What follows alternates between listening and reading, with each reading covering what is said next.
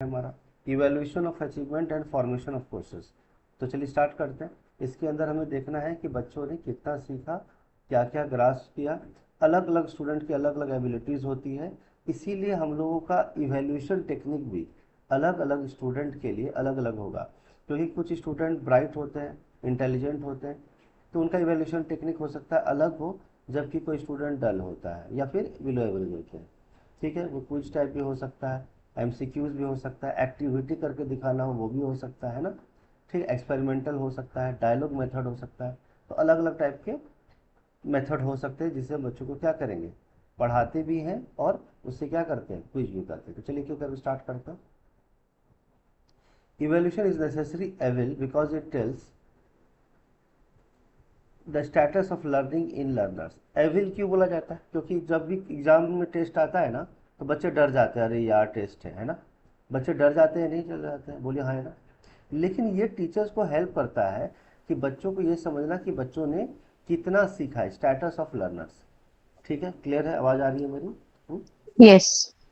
Therefore is a highly important segment. मतलब ये बहुत इम्पॉर्टेंट है। हर हर चीज़ को पढ़ाने के बाद, सिखाने के बाद हम उसका क्या करें, टेस्ट लें। On analysing the previous question we know that less question have been asked test. लेकिन कम क्वेश्चन आए थे। 2013-14 में तो नहीं पूछा गया था, लेकिन 11-14 2012 में जो है 3 क्वेश्चन पूछे गए, 2015 में 5 क्वेश्चन पूछे गए थे। तो इस तरह से क्वेश्चन तो अलग अलग एग्जाम में आएंगे। चलिए स्टार्ट करते हैं। Teachers teach and help learners to learn. Teachers का काम क्या है, पढ़ाना और बच्चों को सिखाना, बराबर कि नहीं, बच्चों को सिखाने में मदद करना।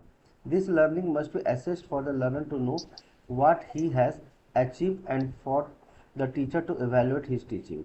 इसमें क्या होगा कि लर्निंग का प्रोसेस में क्या है कि ये इवैल्यूएशन टेक्निक क्या करेगा, हमें मदद करेगा कि बच्चा किस लेवल तक अचीव कर चुका है, यानी कितना सीख चुका है। और टीचर का ये काम भी होता है कि बच्चे को जो आपने पढ़ाया उसको इवैल्यूएट करो, पता लगाओ कि उसने कितना सीखा है ना, उसकी वैल्यू क्रिएशन कितनी हुई। चलिए, at the end of the lesson, जब लेसन खत्म होगा, जब पढ़ा जब लेसन खत्म हो जाता है, कभी हर बार जब चैप्टर एक लेसन खत्म कर देता है, तो teacher needs feedback to understand the learners achievement by the teachers efforts and this also assesses his own achievement as a teacher. This feedback usually use a tool called an achievement test. देखिएगा, जब कोई teacher पढ़ाता है तो एक achievement test होगा। अब बोलेगा सर ये क्या चीज़ है। देखिए, जब टीचर ने पढ़ाया और टीचर ने बहुत स्टूडेंट्स ने बहुत अच्छा किया, इसका मतलब टीचर का एफर्ट क्या हो गया, कामयाब हो गया। यस और नो। Yes. और अगर टीचर Yes. ने पढ़ाया और बहुत अच्छे से पढ़ाया, लेकिन बच्चे अच्छा परफॉर्म नहीं कर पा रहे, आंसर नहीं दे पा रहे, इसका मतलब ये है कि जो टीचर के Teacher एफर्ट्स थे fails. वो पूरी तरह से एफर्ट्स जो है काम नहीं आ पाया, यानी उनके जो एफर्ट्स थे वो ज़्यादा प्रोडक्टिव नहीं हो पाया। क्लियर है। Negative. ठीक है। कुछ अलग अचीवमेंट, करना पड़ेगा. हाँ, Something out achievement of the test, box. Achievement test का एक टूल की तरह काम करता है। ठीक है, जो एक फीडबैक प्रोवाइड करता है। जैसे कि अलग अलग टीचर्स होते हैं अलग अलग सब्जेक्ट्स के, तो एक फीडबैक होता है कि ये टीचर बहुत अच्छा पढ़ाते हैं, बच्चे बहुत अच्छा परफॉर्म करते हैं, है ना। और वही चीज़ क्या है, हमारा अचीवमेंट टेस्ट। तो चलिए स्टार्ट करते हैं क्या करते हैं। Meaning of achievement.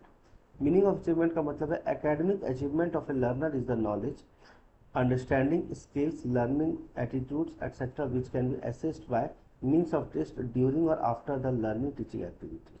देखिए, यहाँ पर अचीवमेंट ऑफ ए लर्नर का मीनिंग समझते हैं हम लोग। एकेडमिक अचीवमेंट वो लर्नर का वो नॉलेज होता है, जो ज्ञान होता है, तो क्या होता है उसके अंदर, पहले जो टीचर ने पढ़ाया उसने कितना सीखा, अंडरस्टैंडिंग, स्किल्स, उसने कई कौन कौन से स्किल्स सीखे, है ना। दूसरा लर्निंग एटीट्यूड, मतलब उसको सामने वाला जो है स्टूडेंट है, क्या उसको वो पढ़ने में, वो टॉपिक में इंटरेस्ट आ रहा है नहीं आ रहा, वो सब्जेक्ट में इंटरेस्ट आ रहा है नहीं आ रहा। ठीक है, ये सारी चीज़ें कैसे पता लगेगा, टेस्ट से पता लगता है। अब हो सकता है कि पढ़ाने के टाइम ये कुछ क्वेश्चन क्रॉस क्वेश्चन पूछ ले, बताओ बेटा जो अभी मैंने 2 मिनट पहले बोला उसका मीनिंग क्या है, तो तुरंत पूछ सकते हैं ड्यूरिंग द टीचिंग हाँ. का टाइम। और साथ में हो सकता है कि after the learning teaching activity पढ़ा दिया, फिर कल मैं सबका टेस्ट लूँगा, सब लोग पढ़ के आना। तो हो सकता है कि पढ़ाते पढ़ाते ही मैंने क्रॉस क्वेश्चन पूछ लिया क्लास में कि बताओ इसका मीनिंग क्या Right. है। मतलब in the process of teaching.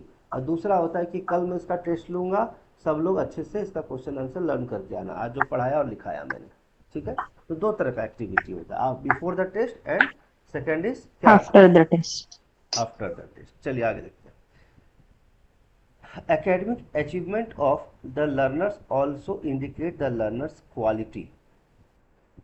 The quality of the curriculum, the quality of the learning teaching activity and the ability of both the teacher and the learner. इसके अंदर देखिए क्या है, इसमें यह कहा जाता है कि एकेडमिक अचीवमेंट में किसके क्वालिटी के बारे में बात होती है। यहाँ पर पहला क्वालिटी होता है कि लर्नर की क्वालिटी है। जैसे हमने कोई एज ए टीचर कुछ पढ़ाया बच्चों को और बच्चे ने सीखा, तो पहले ये समझना होगा कि बच्चे ने किस तरह से उस चीज़ को सीखा और बच्चों की क्वालिटी में क्या चेंज हुआ, मतलब किस तरह से बच्चों को क्वालिटी हमने दिया, है ना। दूसरी बात, जो हमने पढ़ाया करिकुलम, जो करिकुलम कौन बनाता है, national curriculum framework government of India बनाती है, एनसीएफ बनाती है ना। हाँ। दूसरा, learning teaching activity, the quality, मतलब जो हमने पढ़ाया उससे कितना बेस्ट बच्चों ने उसको रियल लाइफ में यूज़ कर पाए और इम्प्लीमेंट किया। कितना अच्छा वो आंसर दे पा रहे हैं। और दूसरा, ये सिर्फ दो, ये जो टीचिंग एक्टिविटी का जो क्वालिटी है ना, ये दोनों के अंदर आता है, सॉरी।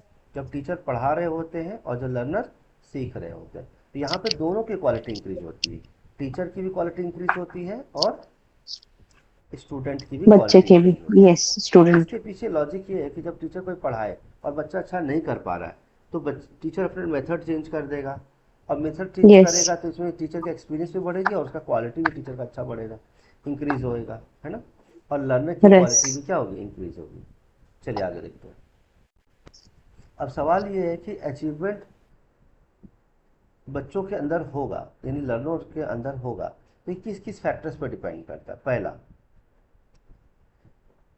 3 factors, bio social. अब बायो का मतलब क्या होता है, बायोलॉजिकल, बायोलॉजिकल मतलब पेरेंट्स, पेरेंट्स मतलब इनहेरिटेड, कुछ बातें और समझते हैं। कुछ age factor, these are inborn characteristics, inborn characteristics due to gender and as,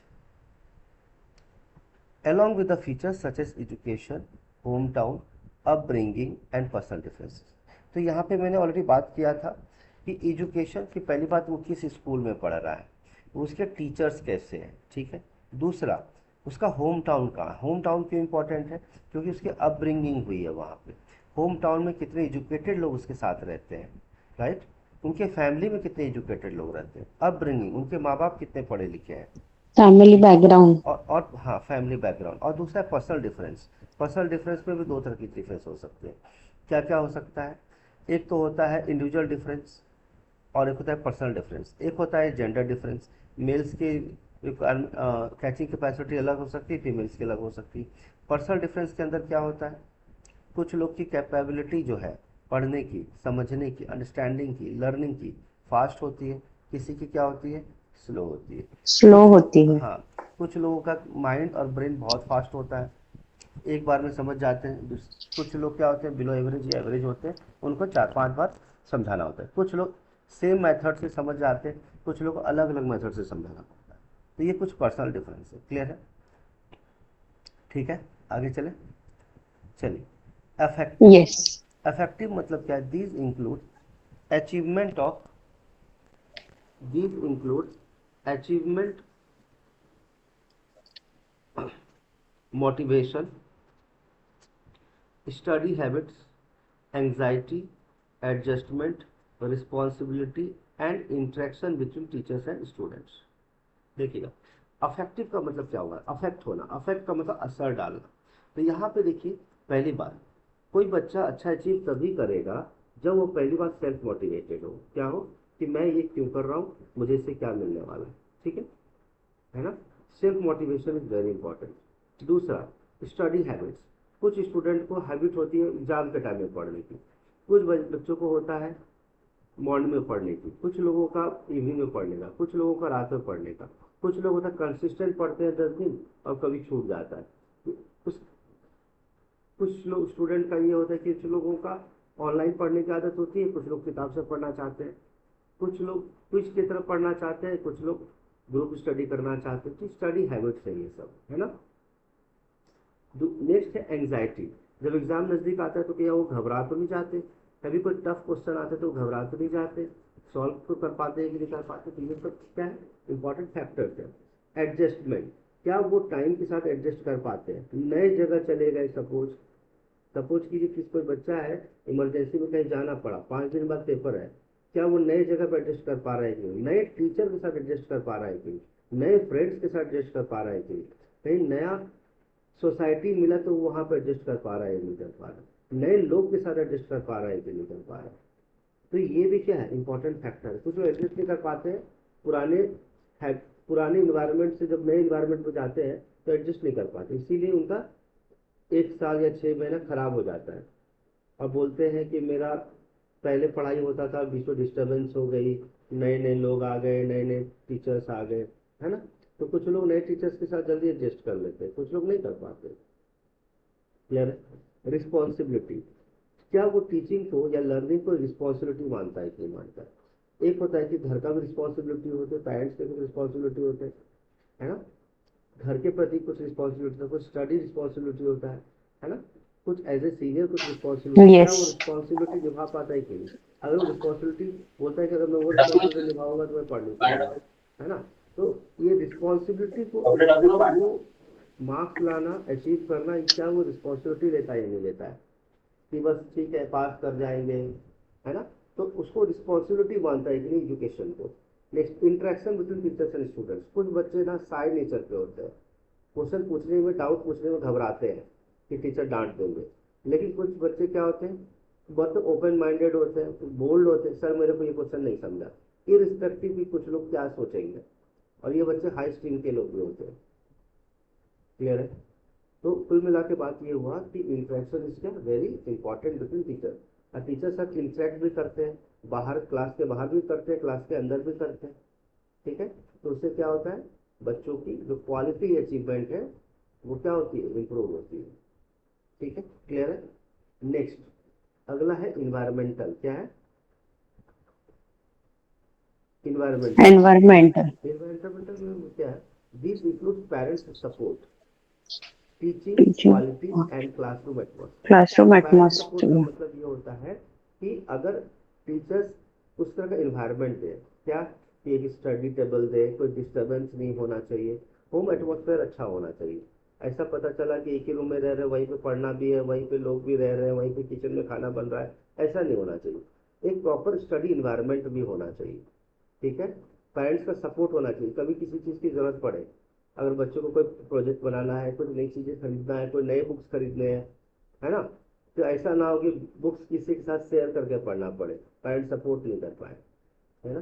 कोई नई चीज़ें साइंस एग्जीबिशन करना है, प्रोजेक्ट रिपोर्ट करना है, तो वो ऐसा है कि फाइनेंशियल सपोर्ट कर सके। टीचिंग क्वालिटी, अब टीचिंग क्वालिटी में कॉम्प्रोमाइज़ नहीं होना चाहिए। बहुत सारे लोग क्या है कि नॉर्मल स्कूल में डाल देते हैं, अब जब नॉर्मल स्कूल में डालेंगे, बिलो एवरेज स्कूल में, तो नेचुरल से मतलब टीचिंग क्वालिटी कॉम्प्रोमाइज़ होगा, और टीचिंग क्वालिटी अगर कॉम्प्रोमाइज़ होगा, क्योंकि अगर टीचर अच्छे नहीं मिले तो बच्चा नहीं सीख पाएगा। तो ये भी इंपॉर्टेंट है। दूसरा, क्लासरूम एटमोसफेयर। क्लासरूम एटमोसफेयर में भी ऐसा होना चाहिए कि वेल, पहली बात क्लीन होना चाहिए, उसके बाद क्या है, प्रोजेक्टर होने चाहिए, डिजिटल बोर्ड होना चाहिए, है ना। उसके बाद अच्छे स्टूडेंट्स होने चाहिए, ऐसे नहीं कि डिस्टर्ब करने वाले स्टूडेंट्स होने चाहिए, है ना। क्लासरूम का एक डेकोरम मेंटेन होना चाहिए, नोट्स अच्छी तरीके से अवेलेबल हो जाना चाहिए, होमवर्क प्रॉपर टेस्ट होना चाहिए, टीचर्स जो डिसिप्लिन में भी रखें, और टीचर्स एक्सप्लेन करने के अलग अलग तरीके यूज करें। तो ये सब क्या है, एटमॉस्फेयर में आ जाएगा। क्लियर है। कि क्लासरूम में किस तरह का यस। एटमॉस्फेयर, पता चला कि 2 स्टूडेंट पढ़ना चाहते हैं, पीछे के बच्चे हल्ला कर रहे हैं, और हाँ। टीचर को इस बात का कोई फर्क नहीं पड़ा, हल्ला कर रहे हैं तो हल्ला कर रहे हैं। अब 4 स्टूडेंट पढ़ना चाहते हैं और 10 स्टूडेंट पढ़ना नहीं चाहते, तो वो 4 बच्चा का भी तो रिजल्ट खराब हो जाएगा ना, डिस्टर्ब करेंगे तो, है ना। तो ये भी क्या यस। होता है, इंपॉर्टेंट होता है। चलिए आगे चलिए, evaluate achievement by aligning to learning outcomes. देखिए, लर्निंग आउटकम्स का मतलब क्या है,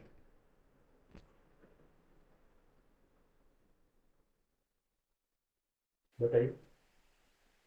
मतलब जो पढ़ा है उससे क्या मिलेगा। आउटकम उसका क्या रहेगा? हाँ, देखिए इसके अंदर क्या है, ये जानना जरूरी है। लर्निंग आउटकम्स मतलब कोई बच्चा साइंस को बहुत अच्छे से पढ़ रहा है तो आगे चल के साइंटिस्ट बन सकता है, राइट, है ना। केमिस्ट्री पढ़ रहा है तो हो सकता है अच्छे ड्रग्स या मेडिसिन बनाने में काम आ जाए, है ना। बायोलॉजी अच्छा पढ़ेगा तो शायद हो सकता है आगे चल के क्या मिलेगा उसको, डॉक्टर अच्छा बन सकता है ना। मैथ्स अगर अच्छा पढ़ेगा तो आगे चल के मैथमेटिशियन बन सकता है, टेक्नोलॉजिस्ट बन सकता है। कंप्यूटर अच्छे से पढ़ेगा तो आगे चल के computer programmer, project manager, IT company का डायरेक्टर बन सकता है ना। तो ये समझना होगा कि अभी जो बच्चा सीख रहा है उसको आगे चल के उसका क्या बेनिफिट होने वाला है based on the influence of a particular subject, है ना। अब यही कहा जाता है कि जब बच्चों को हम असेसमेंट करते हैं, assessment aligns with the learning outcome. जैसे कोई बच्चा जो है इंग्लिश में अच्छा नहीं कर पा रहा है लेकिन कंप्यूटर में बहुत अच्छा कर रहा है, इसका मतलब क्या है कि हो सकता है वो कंप्यूटर में आगे चल के अपने लाइफ में बहुत अच्छा कर लेगा। हो सकता है इंग्लिश बहुत अच्छा ना है ना, हो सकता है मैथ्स बहुत अच्छा ना हो सकता है कोई स्टूडेंट आर्ट्स सब्जेक्ट में अच्छा ना कर रहा हो लेकिन साइंस में अच्छा कर रहा हो सकता है कि नहीं हो सकता है। तो ये बात समझ में आना चाहिए कि असेसमेंट से बाद में डिसाइड होता है कि स्टार्ट टू एंड तक वो साइंस में अच्छा है तो आगे भी उसको साइंस दिलाया जाए, बराबर।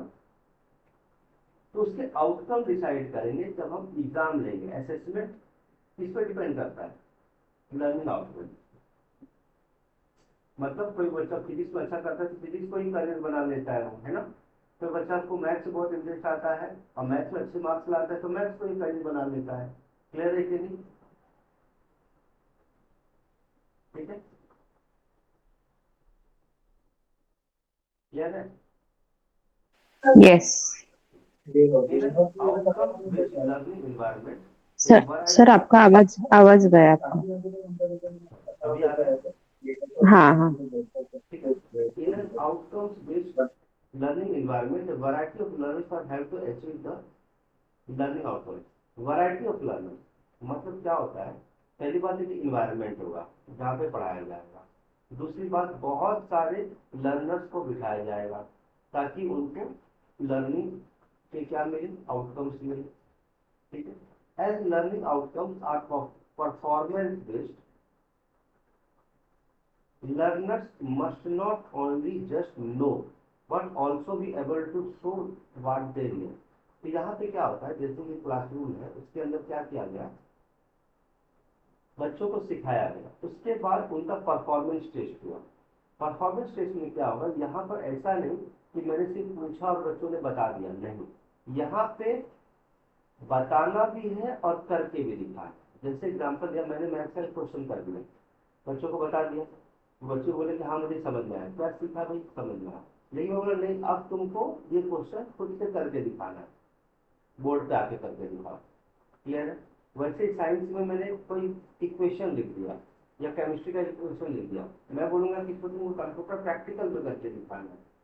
तो यहाँ पे क्या हुआ, जो लर्नर है उसका परफॉर्मेंस इंक्रीज होगा, होगा कि नहीं होगा, उसके लर्निंग आउटकम इंक्रीज होंगे, होंगे कि नहीं होंगे।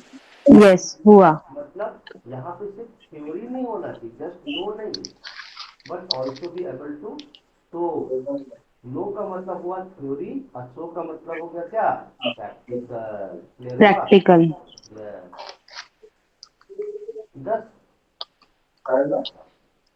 Thus, well-planned assessments allow learners to demonstrate that they have achieved the necessary learning outcomes or give feedback that identifies the progress they are making towards their achievement। देखिए बहुत अच्छा point है ये कि देखिए अगर मैं वेल प्लान असेसमेंट, जैसे कि पहले जैसे क्या किया गया कि पूरे साल भर में डिसाइड कर लिया कि आपको हर 2-2 महीने पे क्या होगा, हर 1 महीने पे आपका यूनिट टेस्ट होगा, फिर 2 महीने के बाद 3-3 मिनट का होगा, फिर 3 महीने के बाद आपका क्या बोलते हैं 5 यूनिट का होगा, फिर उसके बाद क्या होगा कंबाइंड टेस्ट होगा, फिर उसका आपका फाइनल टेस्ट होगा और फिर उसके बाद आपका फाइनल बोर्ड एग्जाम्स होंगे। तो इस तरह से क्या होगा, पहले से ही अगर वेल प्लान्ड हो तो बच्चा तैयारी हमेशा करता रहेगा कि भाई अगले महीने टेस्ट है, एग्जाम के 20 दिन बचे, एग्जाम के 10 दिन बचे, एग्जाम के 5 दिन बचे, और हम लोग एक सरप्राइज दे करते हैं कल एग्जाम है तो बच्चा ऐसा परफॉर्म नहीं कर पाएगा। तो पहले से हमें बता देना है बच्चे को क्या कि अगले महीने आपका क्या है पेपर है, ताकि बच्चे हमेशा क्या रहे, रेडी रहे। क्लियर है कि नहीं? Yes. और यहाँ पे भी क्या है, बच्चों को डिमोन्स्ट्रेट करने में क्या होती है, आसानी होती है, ताकि वो नए जो नेसेसरी चीज है ना वो अच्छे से सीख लो। और ये भी पता लगता है कि हम उनके प्रोग्रेस को क्या कर सके, आइडेंटिफाई कर सके। एंड मेकिंग प्रोग्रेस अचीवमेंट मतलब क्या वो अचीवमेंट की तरह आगे बढ़ रहे हैं, क्या वो प्रोग्रेस कर रहे हैं। जैसे यूनिट 1 में कोई स्टूडेंट 100 में 50 लाया, फिर अगले यूनिट टेस्ट में 60 लाया, फिर अगले यूनिट टेस्ट में 80 लाया, फिर लास्ट फाइनल टेस्ट में 90 लाया, और यूनिवर्सिटी के एग्जाम में 92 ले आया। स्टार्ट कहाँ से किया था उसने, एक महीने में जब स्टार्ट किया था तो 650 से किया। तो पता चला ना कि प्रोग्रेस कर रहा है बच्चा। क्लियर? हाँ. चलिए, there may be several ways to access student learning, but there should always be linked directly to the learning outcome. ऐसे स्टूडेंट का कितना बच्चा सीखा उसको एक्सेस करने का, यानी इवेलुएट करने का, चेक करने के लिए अलग अलग तरीके हैं। लेकिन ये याद रहे कि जो भी तरीका हम यूज कर रहे हैं वो डायरेक्टली लिंक्ड होना चाहिए इससे, लर्निंग आउटकम से, कि जो हम बच्चों को सिखाना चाहते हैं वही पूछे, वो चीज ना पूछे जिससे बच्चे कुछ सीखेंगे किसी के ऊपर, इससे पर्सनलाइज ना हो, पर्सनलाइज। तो हमें जो चीज सिखाना है, जो आउटकम चाहिए, उसी टाइप का टेस्ट लेना है। क्लियर है? चलिए आगे देखते हैं। Yes. Designing assessment, diagnostic test. तो अलग अलग तरीके से असेसमेंट को हमने डिजाइन किया है, डायग्नोस्टिक मतलब चेक करेंगे। तो ऐसे होगा diagnostic test of adequate quality it must have both validity and reliability, these two terms are given below और एक्सप्लेन। देखिए पहला है वैलिडिटी और दूसरा क्या है, रिलायबिलिटी। ठीक है, अब ये क्या चीज है समझिएगा। वैलिडिटी का मतलब क्या होता है, this means that the test must measure what is supposed to measure. To have confidence that test is valid, thus the inferences we make based on the test scores are valid.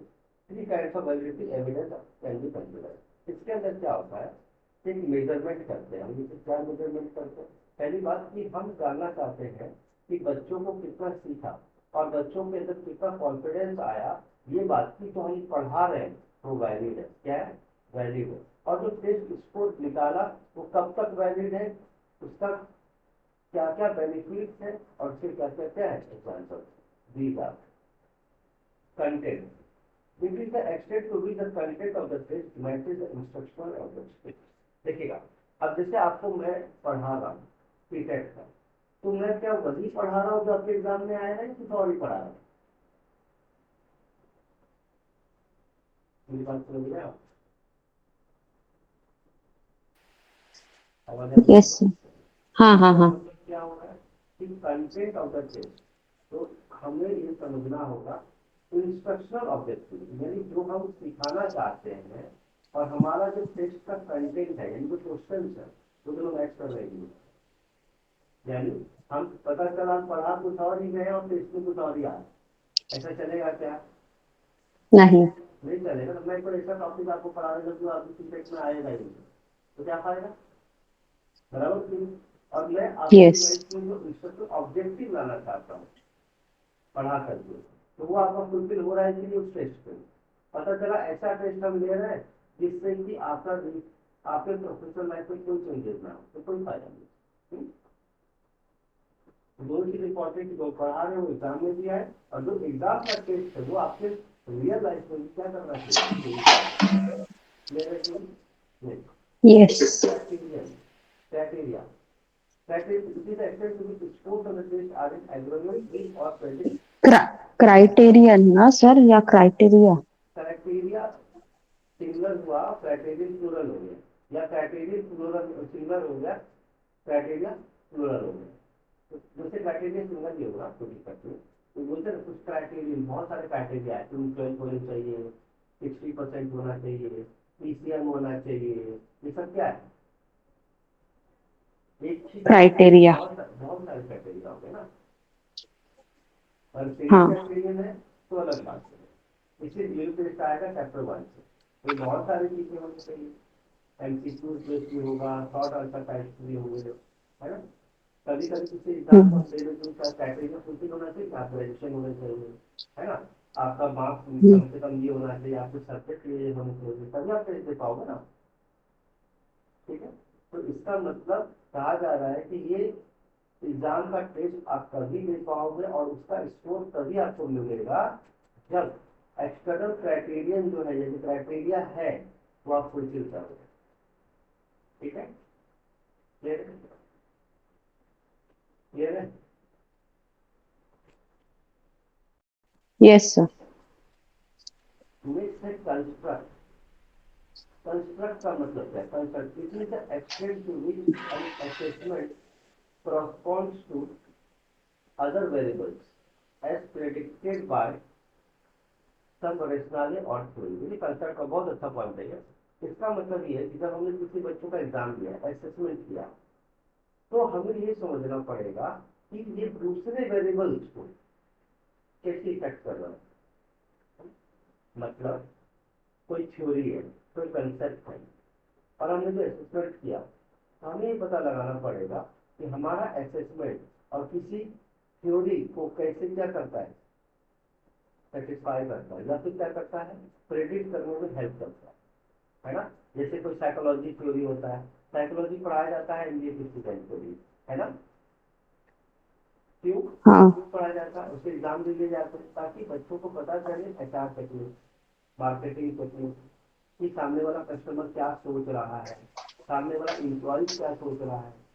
तो ये समझना होगा कि जो assessment हम कर रहे हैं, इवेल्युएशन कर रहे हैं, तो थ्योरी को सपोर्ट कर रहा है कि नहीं कर रहा है, और किसी कंसेप्ट को सेटिस्फाई कर रहा है कि नहीं कर रहा है, ताकि बच्चे जो है उसमें अपना बेस्ट दे पाए। क्लियर है। और इवेल्युएट कर यस पाए उनके रियल लाइफ का क्या यूज है आगे चल। Next reliability, it refers to the consistency of a level. अब देखिए जैसे एग्जाम्पल लीजिए कि कोई स्टूडेंट है, मैं बता ही देता हूँ इसका। देखिए a test is considered to be reliable if we obtain the same result repeatedly। मान लिया तो एग्जाम हमने दिया, जिसमें का कॉन्स्टेंट जो test is design to measure it try that each time the test is enlisted to a subject the result should be approximately same. Reliability of a diagnostic test can be measured by the following parameter. मतलब एक बात ये बताइए कि अगर एक student ने कोई पर्टिकुलर क्वेश्चन का आंसर या कुछ पॉइंट लिखा, और सेम क्वेश्चन और सेम पॉइंट किसी दूसरे स्टूडेंट ने लिखा, तो रिजल्ट सेम आना चाहिए, अलग अलग आना चाहिए दोनों का। अगर सेम पॉइंट दोनों सर ने लिखे हैं तो सेम रिजल्ट आना चाहिए अप्रोक्सीमेटली, बराबर क्योंकि। सर सर आपका आवाज ब्रेक हो रहा है बीच बीच में, मतलब एक सेकंड, क्लियर नहीं है। एक सेकंड चलिए। हम्म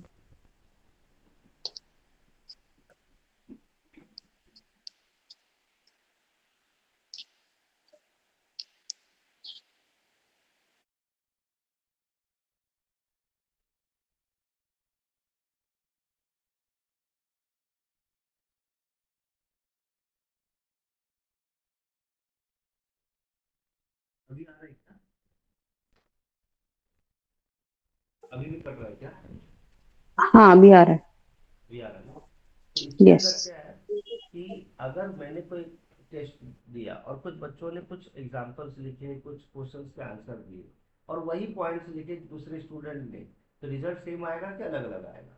सेम आएगा, बराबर क्यों नहीं आया ना। हाँ जैसे एक छोटा सा एग्जांपल लेते हैं कि हमने एक टेस्ट लिया, उसके कुछ आंसर्स हमने फिक्स कर दिए, और वही आंसर्स किसी दूसरे स्टूडेंट ने दिया, उनका आंसर तो अगर एमसीक्यू बेस्ड है तो एग्जैक्टली सेम आएगा, लेकिन हैंड रिटन है और उसने सेम पॉइंट्स लिखे, तो क्या रिजल्ट क्या है, लगभग लगभग सेम आएगा। यस।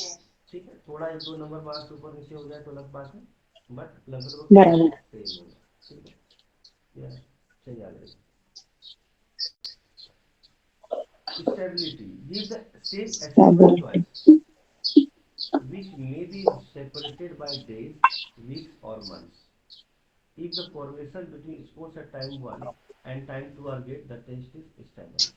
जैसे एग्जांपल लीजिए, जैसे स्टूडेंट है, कोई किसी ने प्री में अच्छा किया, मेंस में अच्छा नहीं किया, है ना, सेम टाइप का टेस्ट हम्म। है, थोड़े बहुत क्वेश्चन चेंज कर दिए, लेकिन एक बच्चा जो मेंस में अच्छा किया प्री में अच्छा नहीं करेगा, ऐसा कोई लॉजिक है इस बात का? मतलब कोई स्टूडेंट, कोई होता है ना, प्री होता है मेंस होता है, डिपेंड करता हाँ है, हाँ दोनों ही पता है सेपरेटेड हाँ। By days. हो सकता है कि पहला दिन पेपर अच्छा दिया, 2 दिन के बाद का पेपर वो खराब दिया, सेम क्वेश्चन सेम पेपर उसी जैसा, ये तो गलत हो जाएगा।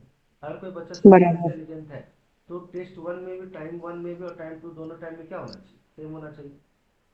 इसका मतलब ये हो सकता है जैसे कि कोई टेस्ट लिया मैंने, ठीक है, और हमें हाँ। पता चला कि किसी स्टूडेंट ने चीटिंग की है, ठीक है, लेकिन हम्म। फिर से वही क्वेश्चन दिया और फिर से उसी जैसा क्वेश्चन दिया और फिर से टेस्ट लिया कुछ दिन के बाद, 2-3 दिन के बाद, और बच्चे ने फिर से स्कोर अच्छा किया, इसका मतलब क्या है, टेस्ट भी स्टेबल है और स्टूडेंट भी क्या है, असेसमेंट उसकी प्रॉपर हो पाई, ठीक है। इसे यस। कहा जाता है कि सेम असेसमेंट ट्वाइस, मतलब एक दिन छोड़ के सेम टाइप का पेपर लो आप, सेम बच्चे से, तब ओके। आपको पता चलेगा कि रियल में वो इंटेलिजेंट है या नहीं है। या नहीं। पता चला रट्टा मार के आया, 2 दिन में पास कर गए, फिर 4 दिन बाद पूछा बोल गए, इसका मतलब यहाँ पे क्या है, स्टूडेंट का जो लर्निंग है वो स्टेबल नहीं है, और यहाँ पे टेस्ट का भी स्टेबिलिटी नहीं पता चल पाएगा, ये स्टेबल राइट। कहना है, ठीक है। तो कुल मिला के 2 टाइप हाँ का टेस्ट लेना है, कुछ कुछ दिन छोड़ के, जैसे प्रीलिम्स होता है, मेंस होता है ना, अलग अलग एग्जाम में, पहले प्रीलिम्स हाँ हाँ। होगा, फिर 10 दिन 1 महीने के बाद मेंस होता है, ताकि हम्म। स्टेबल हो जाए कि बच्चा भी इंटेलिजेंट है, और टेस्ट भी लगभग सेम टाइप का होता है, थोड़े से लेवल बढ़ा दिए जाते हैं, है ना। हम्म। चलिए आगे देखते हैं, अल्टरनेट फॉर्म। अल्टरनेट फॉर्म का मतलब सेम टेस्ट के दो अलग अलग फॉर्म होते हैं, by varying the questions slightly. देखिए, आप जब यूनिट टेस्ट लेते हैं तो क्या क्या करते हैं, सिर्फ 2 क्वेश्चन देते हैं, बोले हाँ ना? फिर हाँ। उसके बाद एक महीने, मान ली हर वीक में आप लेते हैं, सैटरडे को टेस्ट रहता है, तो आप एक यूनिट हम्म। का लेते हैं या एक लेसन का लेते हैं, फिर आप एक महीने के बाद लेंगे, तो सेम क्वेश्चन अगर डालेंगे आप 2 महीने वाले के बाद में, सेम क्वेश्चन डालेंगे डालेंगे नहीं डालेंगे। अब एक बच्चा जो वीकली टेस्ट में अच्छा करता है वो मंथली में भी अच्छा करेगा, राइट। लेकिन अगर वीकली में अच्छा करा, मंथली में अच्छा नहीं करा, इसका मतलब क्या हो रहा है कि रिजल्ट जो सेम नहीं आ रहा है, इसका मतलब लर्निंग ऑब्जेक्टिव फुलफिल नहीं हुआ, नहीं हो रहा। या तो रिवीजन नहीं कर रहा है, ठीक है, या टेस्ट स्टेबल नहीं, है ना। आपने यूनिट टेस्ट में तो यस। इजी टफ क्वेश्चन पूछ दिए, और है ना, और आपने क्या किया, मंथली टेस्ट में इजी क्वेश्चन डाल दिए, तो यूनिट टेस्ट में बहुत टफ क्वेश्चन पूछ दिया तो बच्चे कम मार्क्स लाए, 50% ही ला पाए, और आपने क्या कर हम्म। दिया, उसमें टफ क्वेश्चन पूछ दिए, है ना, 1 घंटे में हम्म। 1 घंटे बहुत लेंदी लेंदी क्वेश्चन पूछ दिया आपने, बच्चे लिख नहीं पाए, इसका मतलब टेस्ट स्टेबल नहीं है आपका, राइट। तो आपको ये यस। बात समझना पड़ेगा कि आप जब क्वेश्चन पेपर बनाएं, इवेल्युएशन करें, तो ये बात ध्यान रखें कि बच्चा 2 घंटे में कंप्लीट कर पाए। पता चला यस लेंदी उस लेंदी हिसाब से क्वेश्चन, क्वेश्चंस हाँ, डालने हैं। पता होना चाहिए, कुछ शॉर्ट आंसर टाइप डालने हैं, कुछ ब्रीफली वाले हम्म। डालने हैं, कुछ लेंदी वाले, सबको आप डाल देंगे describe in detail, describe in detail, describe in detail से 10 क्वेश्चन डालेंगे, तो कैसा करेगा छः हम्म। छः मिनट में बच्चे, नहीं कर राइट। पाएगा ना। तो कुछ बच्चे फ्लो चार्ट वाले होने चाहिए, कुछ डायग्राम वाले होने चाहिए, कुछ एमसीक्यूज बेस्ड होना चाहिए, राइट। कुछ शॉर्ट आंसर टाइप, कुछ ब्रीफ टाइप। तो इस टाइप से आपका टेस्ट क्या होगा, वैल्यूएशन क्या होगा, स्टेबल होगा, और वो समझ गए। उतने दिए गए टाइम में कंप्लीट होने चाहिए। कंप्लीट होना चाहिए, नहीं कि हम टीचर राइट। हैं तो हम कुछ भी क्वेश्चन बना देंगे, ऐसा नहीं होना चाहिए। राइट। कि बच्चा जो टॉपर बच्चा है, वीक में अच्छा कर स्कॉलर्स रहा है, वाले मंथली के में अच्छा बारे कर में रहा भी है, सोचना चाहिए और हम्म, एवरेज वाले के बारे में भी। हाँ, वो भी है। पता चला एक टॉपर स्टूडेंट जो वीकली टेस्ट में बहुत अच्छा करा, लेकिन मंथली टेस्ट में अच्छा नहीं कर पाया, पता चला टीचर की गलती है, कंप्लीट ही नहीं कर हम्म। पाया पेपर वो अपना, आंसर्स तो बराबर। बहुत कुछ थे लेकिन कर ही नहीं पाए क्योंकि टेस्ट ही स्टेबल नहीं है। हम्म। तो ये अच्छी बात नहीं है, क्लियर। नहीं। यस। तो ध्यान रखना चाहिए असेसमेंट प्रोसेस को।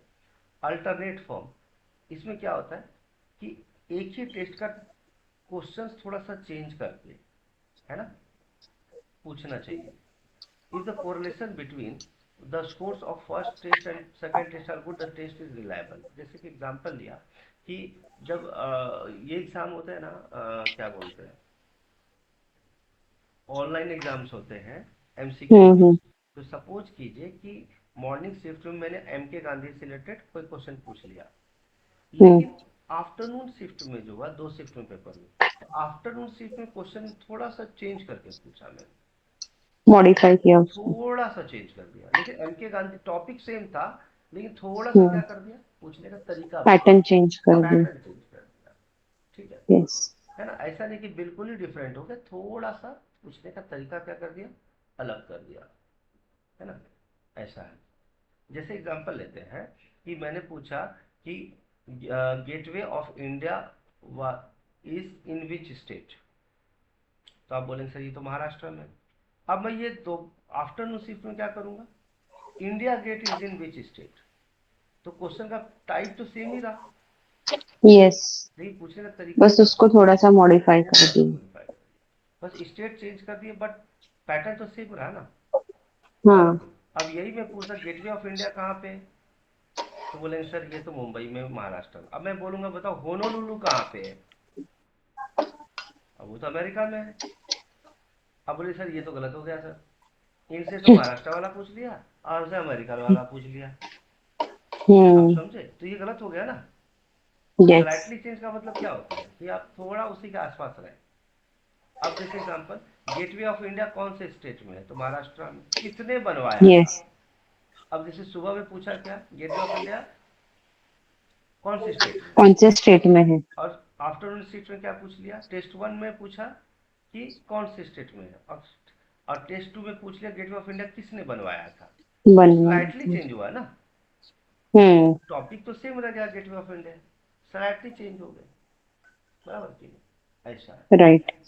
तो अगर दोनों चीजें ठीक है तो आपका टेस्ट रिलायबल है, नहीं तो पता चला बहुत हाई लेवल का टेस्ट आपने पूछ दिया।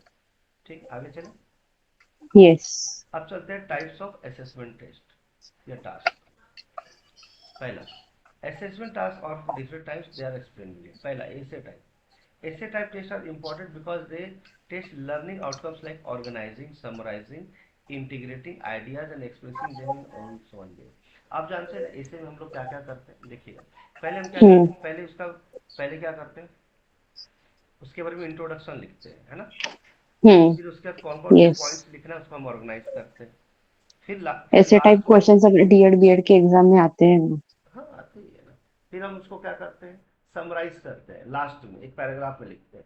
फिर हम अपने ओपिनियन डालते हैं, है ना, कि गवर्नमेंट शुड क्या करना चाहिए, हमें कैसे आगे बढ़ना चाहिए, है ना। ठीक है, और फिर उसके बाद हमारे खुद के जो पर्सनल तरीके होते हैं उस तरह से हम उसको एक्सप्रेस करते हैं। ठीक है, हर लोग के लिखने का क्या होता है, तरीका अलग होता है। दीज तरीका आउटकम्स अलग कैन नॉट होता बी है। Adequately tested. पूरी एग्जैक्ट 100% नहीं बोलेंगे तुमने बहुत अच्छा लिखा, एकदम 100% करेक्ट है ना, थ्रू अदर हाँ। Type of task. MCQ based है तो कोई अलग ही बात है, कोई दिक्कत नहीं है, लेकिन ऐसे के अंदर होते हैं कि कुछ अलग, कुछ इंटरेस्टिंग पॉइंट लिखा, कुछ अलग हटके लिखा, कुछ क्रिएटिवली लिखा, है ना। तो इस टाइप के क्वेश्चन विद इन ऐसे टाइप क्वेश्चन, इसमें आपको प्लानिंग, ऑर्गेनाइजिंग, समराइजिंग, अपने आइडियाज इंटीग्रेट करना, अपने ओपिनियंस लेना, ये सारी चीज़ आ जाती है। हम्म। लेकिन एमसीक्यू टाइप क्वेश्चन में अपने ओपिनियंस दे सकते हो क्या, नहीं दे सकते। नहीं, वहां पर ऑर्गेनाइज, बस ऑप्शन चूज करना है। उसमें समराइज कुछ कर पाओगे नहीं, ऑर्गेनाइज कुछ, ऑर्गेनाइज तो आप क्या करोगे, क्वेश्चन क्वेश्चन जो आते हैं वो आप करोगे, जो नहीं आते नहीं करोगे, तो आप अपने हम्म। आइडियाज नहीं दे पाओगे ना।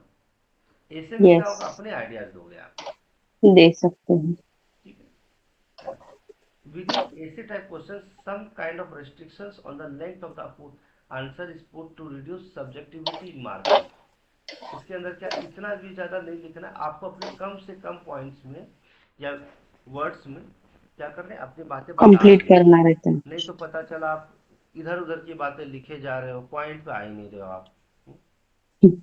तो सब्जेक्टिविटी होनी चाहिए कि यार आप कहना क्या राइट। चाहते हो, पता चला राइट। कि आसपास की बातें लिख रहे हो जिसका कोई कंसर्न नहीं, लॉजिक नहीं। It should stick to the question.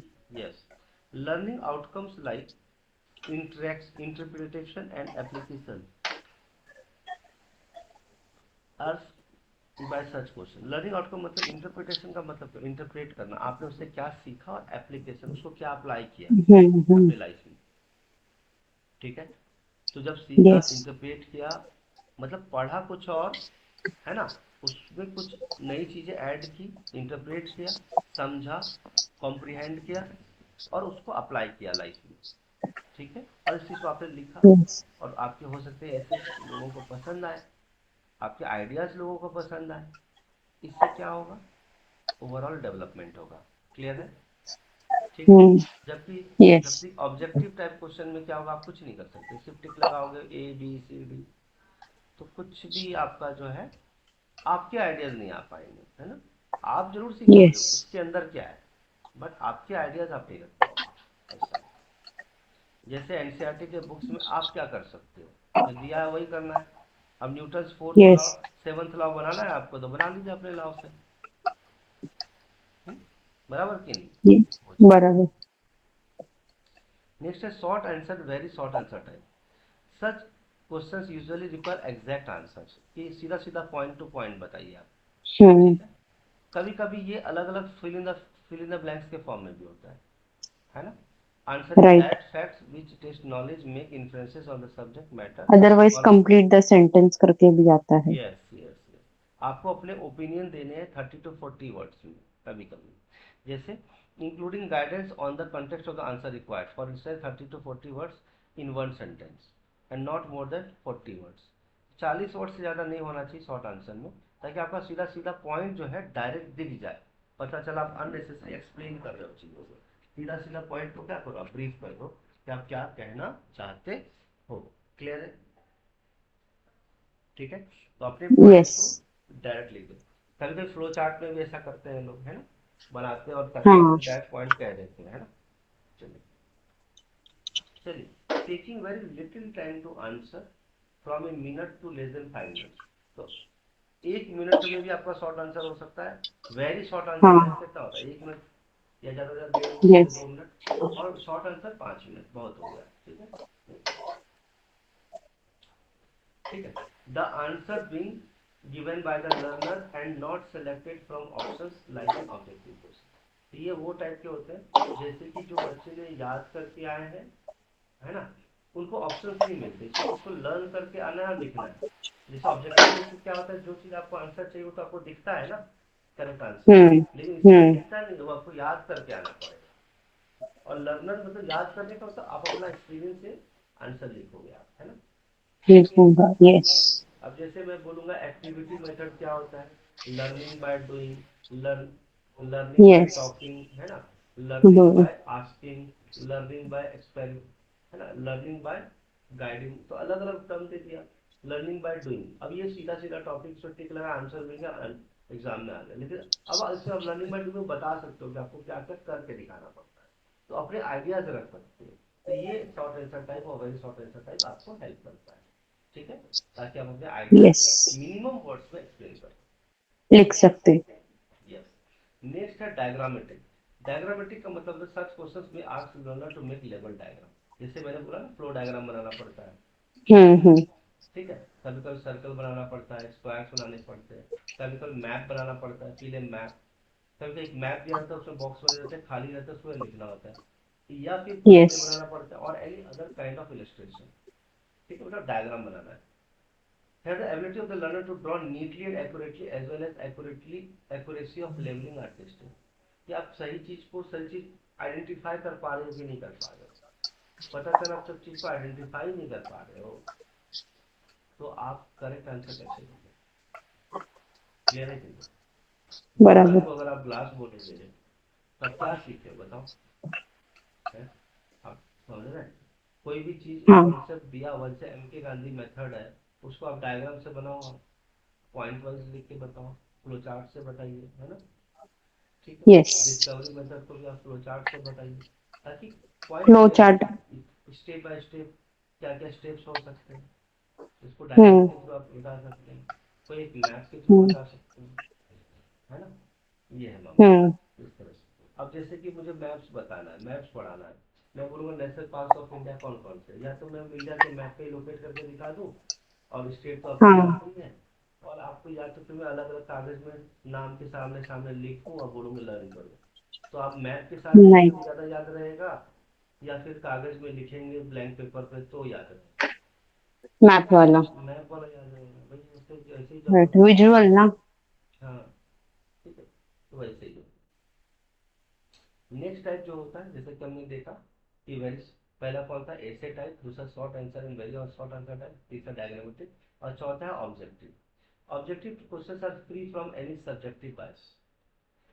यहाँ there can be only one right answer to be, can be only one, मतलब हो सकता है कि दो आंसर भी करेक्ट हो, बट इन ज्यादातर केसेस में हमें देखने को मिलता है एक आंसर क्या है करेक्ट। दे में take various forms but will require little or no writing, just a tick mark. Some forms of objective types are questions are multiple choice, बहुत सारे चॉइस होते हैं, has three parts, a string, the key and distractors। कुछ words, कोई ऐसे concept डाले जाते हैं जो आपको डिस्ट्रैक्ट करने के लिए डाला जाता है। The key and distractors are together called as options. Multiple options होते हैं। ऑप्शंस क्या करता है, ओरिजिनलिटी से आपको दूर लेके जाता है। क्या करते हैं, दूर, और आप कंफ्यूज हो जाते हैं यार ये था या ये था, राइट। राइट। आपको हाँ। कंफ्यूज करने के लिए कुछ ऑप्शन डाले जाते हैं। The stage may be either A direct question और इनकम्प्लीट स्टेटमेंट, है ना। जब डायरेक्ट क्वेश्चन पूछ दिया गया, इनकम्प्लीट स्टेटमेंट रख दिया और फिल इन द ब्लैंक्स का मार्क कर दिया, बोला कि यहाँ पे कौन सा करेक्ट होगा, तो आपको फिल करना है। चार ऑप्शन दे देते। The key is the correct answer. The distractors are included to fulfill the role of trying to distract the learner from the correct answer। वो ऑप्शंस इसलिए दे जाते हैं ताकि आप करेक्ट आंसर से क्या हो जाए, भटक जाए। क्लियर है। Such questions are usually asked in competitive exams, ये कॉम्पिटिटिव एग्जाम्स में पूछा जाता है ना। हाँ। अब जैसे मैंने बोला कि मुझे बताइए कि मुंबई में कौन सा गेट है, तो गेटवे ऑफ इंडिया है या, gateway of India. Gateway of India है या इंडिया गेट है। अब जरा सोचिए, कोई स्टूडेंट सिर्फ ये याद करके आएगा कि गेट तो है, लेकिन कौन सा है वो याद नहीं आ रहा। मुंबई हाँ। में गेट है, अरे तो दिल्ली भी दे रखा है यार, दिल्ली में भी तो गेट है, वो क्या है। हम्म। ये तो बात गड़बड़ हो गई। राइट। तो ये गड़बड़ हो सकता है, कंफ्यूज कर दिया एग्जामिनर ने। गेट है लेकिन हम्म। कौन सा कहाँ है ये नहीं पता, तो डिस्ट्रैक्ट किया ना। हम्म। तो कुछ ऑप्शन डिस्ट्रैक्ट करने के लिए। डिस्ट्रैक्टिंग।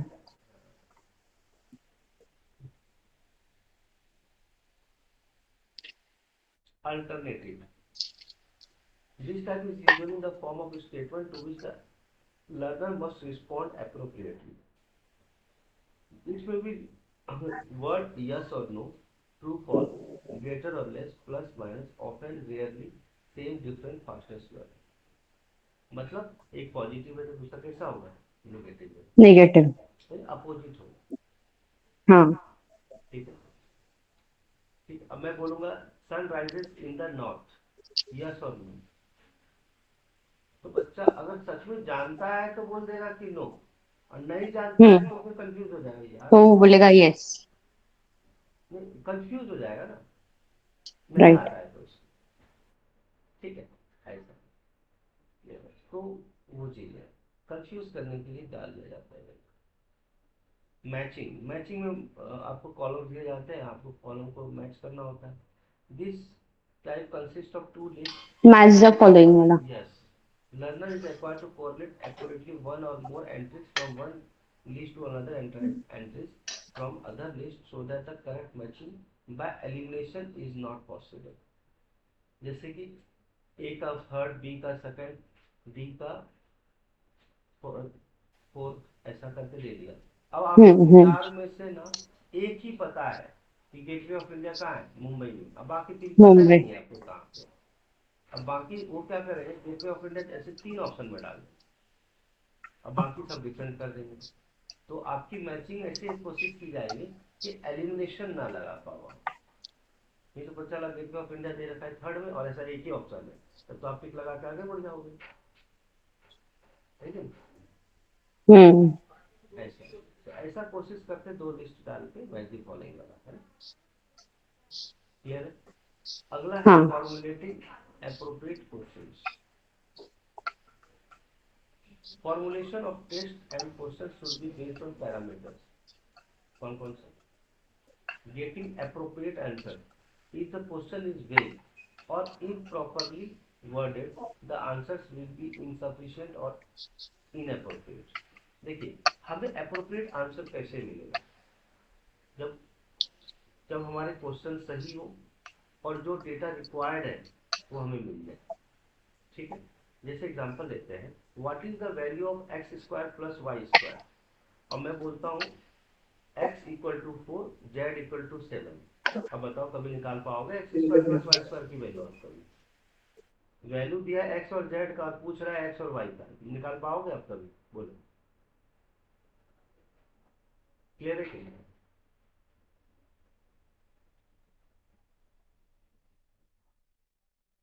क्लियर है? सर हाँ सर, ये एक बार रिपीट कर दो ना। यहाँ पे गेटिंग अप्रोप्रिएट आंसर का मतलब ये होता है हाँ। कि क्वेश्चन भी आपका प्रॉपर होना चाहिए, प्रॉपरली वर्डेड होना चाहिए, और आंसर भी सफिशिएंट होना चाहिए। अब हम्म। इसमें क्या मतलब, जैसे मैंने पूछा x प्लस वाई का वैल्यू क्या होगा, x plus y equal to what. अब मैं इसके ऑप्शन दे रहा हूँ x equal to 7, z equal to 5, तो आप आंसर निकाल पाओगे? अब x प्लस वाई पूछा गया है तो आपको x और y की वैल्यू देनी होगी ना, x और z की वैल्यू राइट, नहीं देखेगा। Right, right. तो यही बात है कि क्वेश्चन आप पूछ रहे हो तो ऑप्शंस वैसे दो जो सफिशिएंट हो, सफिशिएंट है, बराबर। सफिशिएंट, ठीक है ना? अब मैं बोलूंगा हाँ। कि, है ना, Ram can run at the speed of 10 kilometre per hour. Hmm. Ram can run at the speed of 10 kilometre per hour बराबर। And in 10 kilometer per hour in how much time he will cover a distance of 100 kilometer। 100 kilometre. तो अब मैं इसके option दे रहा हूँ 10 kg, 12 kg, 15 kg, 17 kg। बताओ यार, तो लॉजिक है इस बात का? कुछ भी केजी। अब आप सोचो ना यार, आंसर कैसे पूछ रहे हो हैं? तो लॉजिक नहीं है ना इस बात का। अब मैं इम्प्रॉपर वर्ड कर दिया ना, वर्ड गड़बड़ कर दिया ना, तो जो क्वेश्चन पूछ रहे हो उससे रिलेवेंट होना चाहिए ना। ये क्वेश्चन वेग हो गया ना, वेग हो गया क्वेश्चन, मतलब कुछ भी पूछे जा रहे हैं। क्लियर है? अब मैं बोलूंगा कि एक पेड़ है जो एक महीने में 1 मीटर बड़ा हो जाता है, तो बताओ उसके ऊपर पत्ते कितने हैं? तो लॉजिक है इस क्वेश्चन का? बिल्कुल भी नहीं। उनके इट्स एन ऊपर इलॉजिकल क्वेश्चन। जैसे एक लास्ट क्वेश्चन पूछता हूँ मैं, कि अगर आपके पिताजी का एज आपके एज से 10 ईयर्स ज्यादा है और आपकी मम्मी का एज आपके पिताजी के एज से 5 ईयर्स ज्यादा है, तो बताओ आपके दादाजी का एज कितना होगा? कुछ भी तो लॉजिक है इस क्वेश्चन का? नहीं, बिल्कुल भी नहीं। आपका पिताजी का मम्मी से पूछा है तो मम्मी का आपसे पूछोगे तो समझ में आता है, क्योंकि आपके पापा जी का एज बताया, मम्मी का एज बराबर। बताया, और हाँ, आपका रिलेशन तो पापा मम्मी जी के का एज एज से नहीं बताया। दादाजी का आप एज पूछा, पूछना पूछने का चाहते कुछ आप अपनी लॉजिक ही मम्मी से नहीं कितने है। छोटे हो या बड़े, छोटे हो, या आपकी मम्मी कितनी बड़ी है समझ में आया, तो दादाजी का पूछ लिया। बताओ कोई लॉजिक इस बात का? तो लॉजिक नहीं है इस बात का। क्वेश्चन वेग बिल्कुल है, भी नहीं। फालतू क्वेश्चन है। क्वेश्चन तो सुनने में अजीब लग रहा, मतलब आप इंफॉर्मेशन पूछ दे रहे हो, पूछ को और रहे हो, कोई लॉजिक नहीं है ना इस बात का। ठीक है, चलिए नेक्स्ट, कैटेगरी ऑफ क्वेश्चंस। तो इसका मतलब वही होगा, क्वेश्चन वेग और इम्प्रॉपरली वर्डेड है तो आंसर डिफिकल्ट हो जाएगा, इनसफिशियंट हो जाएगा या इनअप्रोप्रिएट हो जाएगा। चलिए, category of question, decide whether each question is informational, judgemental, analytical, etcetera, use the appropriate words like who, where, when, what, how and why. अब मैं बोलूंगा who was the, WH questions. अब मैं पूछूंगा where was the first, where was the first president of India, चलेगा आपको? नहीं। बोले क्या पूछ रहे हो sir, where was the first president? मैं बोला who was the first president of India, ये समझा कि नहीं समझा? ये ठीक है ना? तो आपको ये समझना चाहिए कि जज किस बेसिस पे करो, where was the first president of India? Wrong question है। रॉन्ग क्वेश्चन है। Who is right. तो वही कह रहा हूं मैं कि आप क्वेश्चन ऐसा पूछो जिसमें मैं जज कर पाऊँ। अब मैं बोलूँगा और वेयर जिसका वाज द, कुछ लॉजिक बने। अब मैं बोलूँगा who was the battle of Haldi घाटी लोकेटेड, तो लॉजिक है इस क्वेश्चन का। नो। आप पूछ रहे हो लोकेशन, आप बोल रहे हो हु। आप ऐसे पूछो who fought the battle of Haldi Ghati, battle of Plassey, battle of Buxar, बराबर के नहीं। When was the battle of Plassey fought, तो ये क्वेश्चन सही है। तो आपको ये समझना पड़ेगा कि क्वेश्चन जजमेंटल होना चाहिए, एनालिटिकल भी हो सकता है क्वेश्चन, ठीक है। समझ में आई बात, क्लियर है, जिसमें आपके इंटेलिजेंस का क्या किया जाए, एनालिसिस किया जाए। चलिए आगे देखते हैं। Important elements, focus on the important elements of the correct answers to use as the keywords in the question. जैसे आप पैसेज करते हो ना इंग्लिश के पैसेज, तो आपके इंपॉर्टेंट कीवर्ड्स होते हैं ना, क्लियर है, क्लियर है। जैसे फ्लड यस। हो गया, अर्थक्वेक हो गया, ये सब क्या है, कीवर्ड्स है। Natural cause. हाँ, तो कीवर्ड्स है, तो आपको मदद करता है कि आपको उसके टॉपिक को समझने में। चलिए राइट। आगे देखिए। नेक्स्ट है assessing readiness levels of learner. Readiness का मतलब क्या होता है।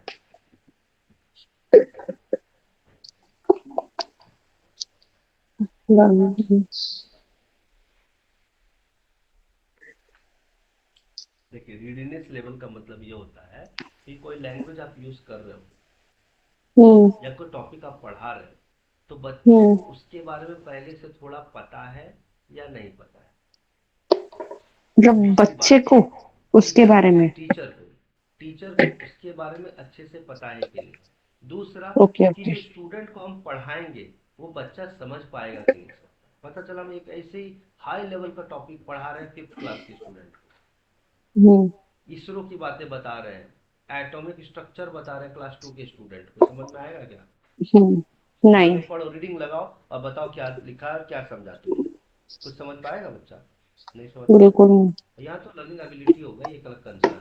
बट यहाँ पर ये है कि readiness level of students for a particular topic to be taught in the classroom can be tested through a pre-instruction assessment which previews the upcoming topic।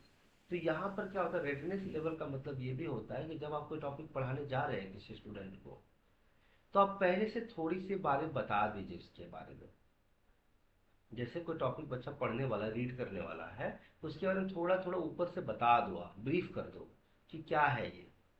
तब बच्चा जब पढ़ेगा तो समझेगा, नहीं तो खाली रीडिंग लगाएगा तो समझेगा कुछ भी नहीं। क्लियर है कि नहीं। अभी जब मैं आपको लेक्चर लेना स्टार्ट किया तो मैंने थोड़ा सा आपको बताया, 1 डेढ़ मिनट, क्या बताया। यस, मतलब प्रायर नॉलेज उसके बारे में थोड़ा सा। हाँ, इन जैसे, शॉर्ट। हाँ जैसे आज मैं चैप्टर पढ़ा रहा था आपको कि हम्म। अचीवमेंट है ना, हम्म। और इवैल्यूएशन टेक्निक्स क्या होगा, तो उसमें क्या क्या मैंने थोड़ा सा ब्रीफ किया आपको कि हम क्या पढ़ने वाले हैं। फिर मैं रीडिंग कर रहा हम्म। हूँ या फिर आप कर रहे हैं, बराबर। हम्म। अगर मैं हम्म। बिल्कुल ना बताऊं तो आप खाली रीडिंग लगाएंगे, कुछ समझेंगे ही नहीं। तो थोड़ा सा ना क्या करने का, प्री इंस्ट्रक्शन असेसमेंट, यस। है ना, कि पहले थोड़ा सा बता दो और पूछो कि आपको समझा कि नहीं। पूछना ही असेसमेंट है कि बेटा अभी जो जो मैंने बोला, ब्रीफ किया, वो आपको समझा क्या। तो बोले हाँ सर समझा, तो चलो अब रीडिंग करना स्टार्ट करो, ऐसा। हाँ, बराबर। इसमें दूसरी बात भी कि कोई नया टॉपिक आता है ना, उसका प्रीव्यू करना पड़ता है। रिव्यू हम कब करते हैं, जब हम पढ़ चुके हैं मूवी का। प्रीव्यू का मतलब क्या होता है, काम करने से स्टार्ट पहले, पढ़ने से पहले। जैसे हम मूवी देखने जाते हैं तो हम लोग हाँ, क्या देखते हैं, पूरा मूवी देखने के बाद हम बताते हैं मूवी अच्छी थी, या उसका ट्रेलर देख के बताते हैं ट्रेलर बहुत बढ़िया है भाई, नहीं बराबर। देखते। प्रीव्यू मतलब पहले हम्म। रफली हम चेक करते हैं कि क्या आने वाला। जैसे हम हम्म। छावा मूवी देखने जाते तो अपन ने ट्रेलर देखा, तो अपने को मोटा मोटा आइडिया लगा कि क्या होने और वो वाला है। ट्रेलर से पहले भी फिर वो टीजर आता है ना, इन शॉर्ट बताते हैं थोड़ा हाँ, सा। तो इससे पता चलता है। कुछ लोग प्रीव्यू करते हैं, कैसे ट्रेलर राइट। देखते हैं फिर मूवी देखने जाते हैं। और कुछ लोग होता हम्म। है मूवी देखने के बाद रिव्यू देते हैं अपना, कि मूवी हाँ। था तो क्या, कैसा लगा आपको। तो रिव्यू और हम्म। प्रीव्यू समझा ना। तो ट्रेलर इज लाइक कि पूरा मूवी देखने से पहले आप थोड़ा प्रीव्यू कर लो कि कैसा है।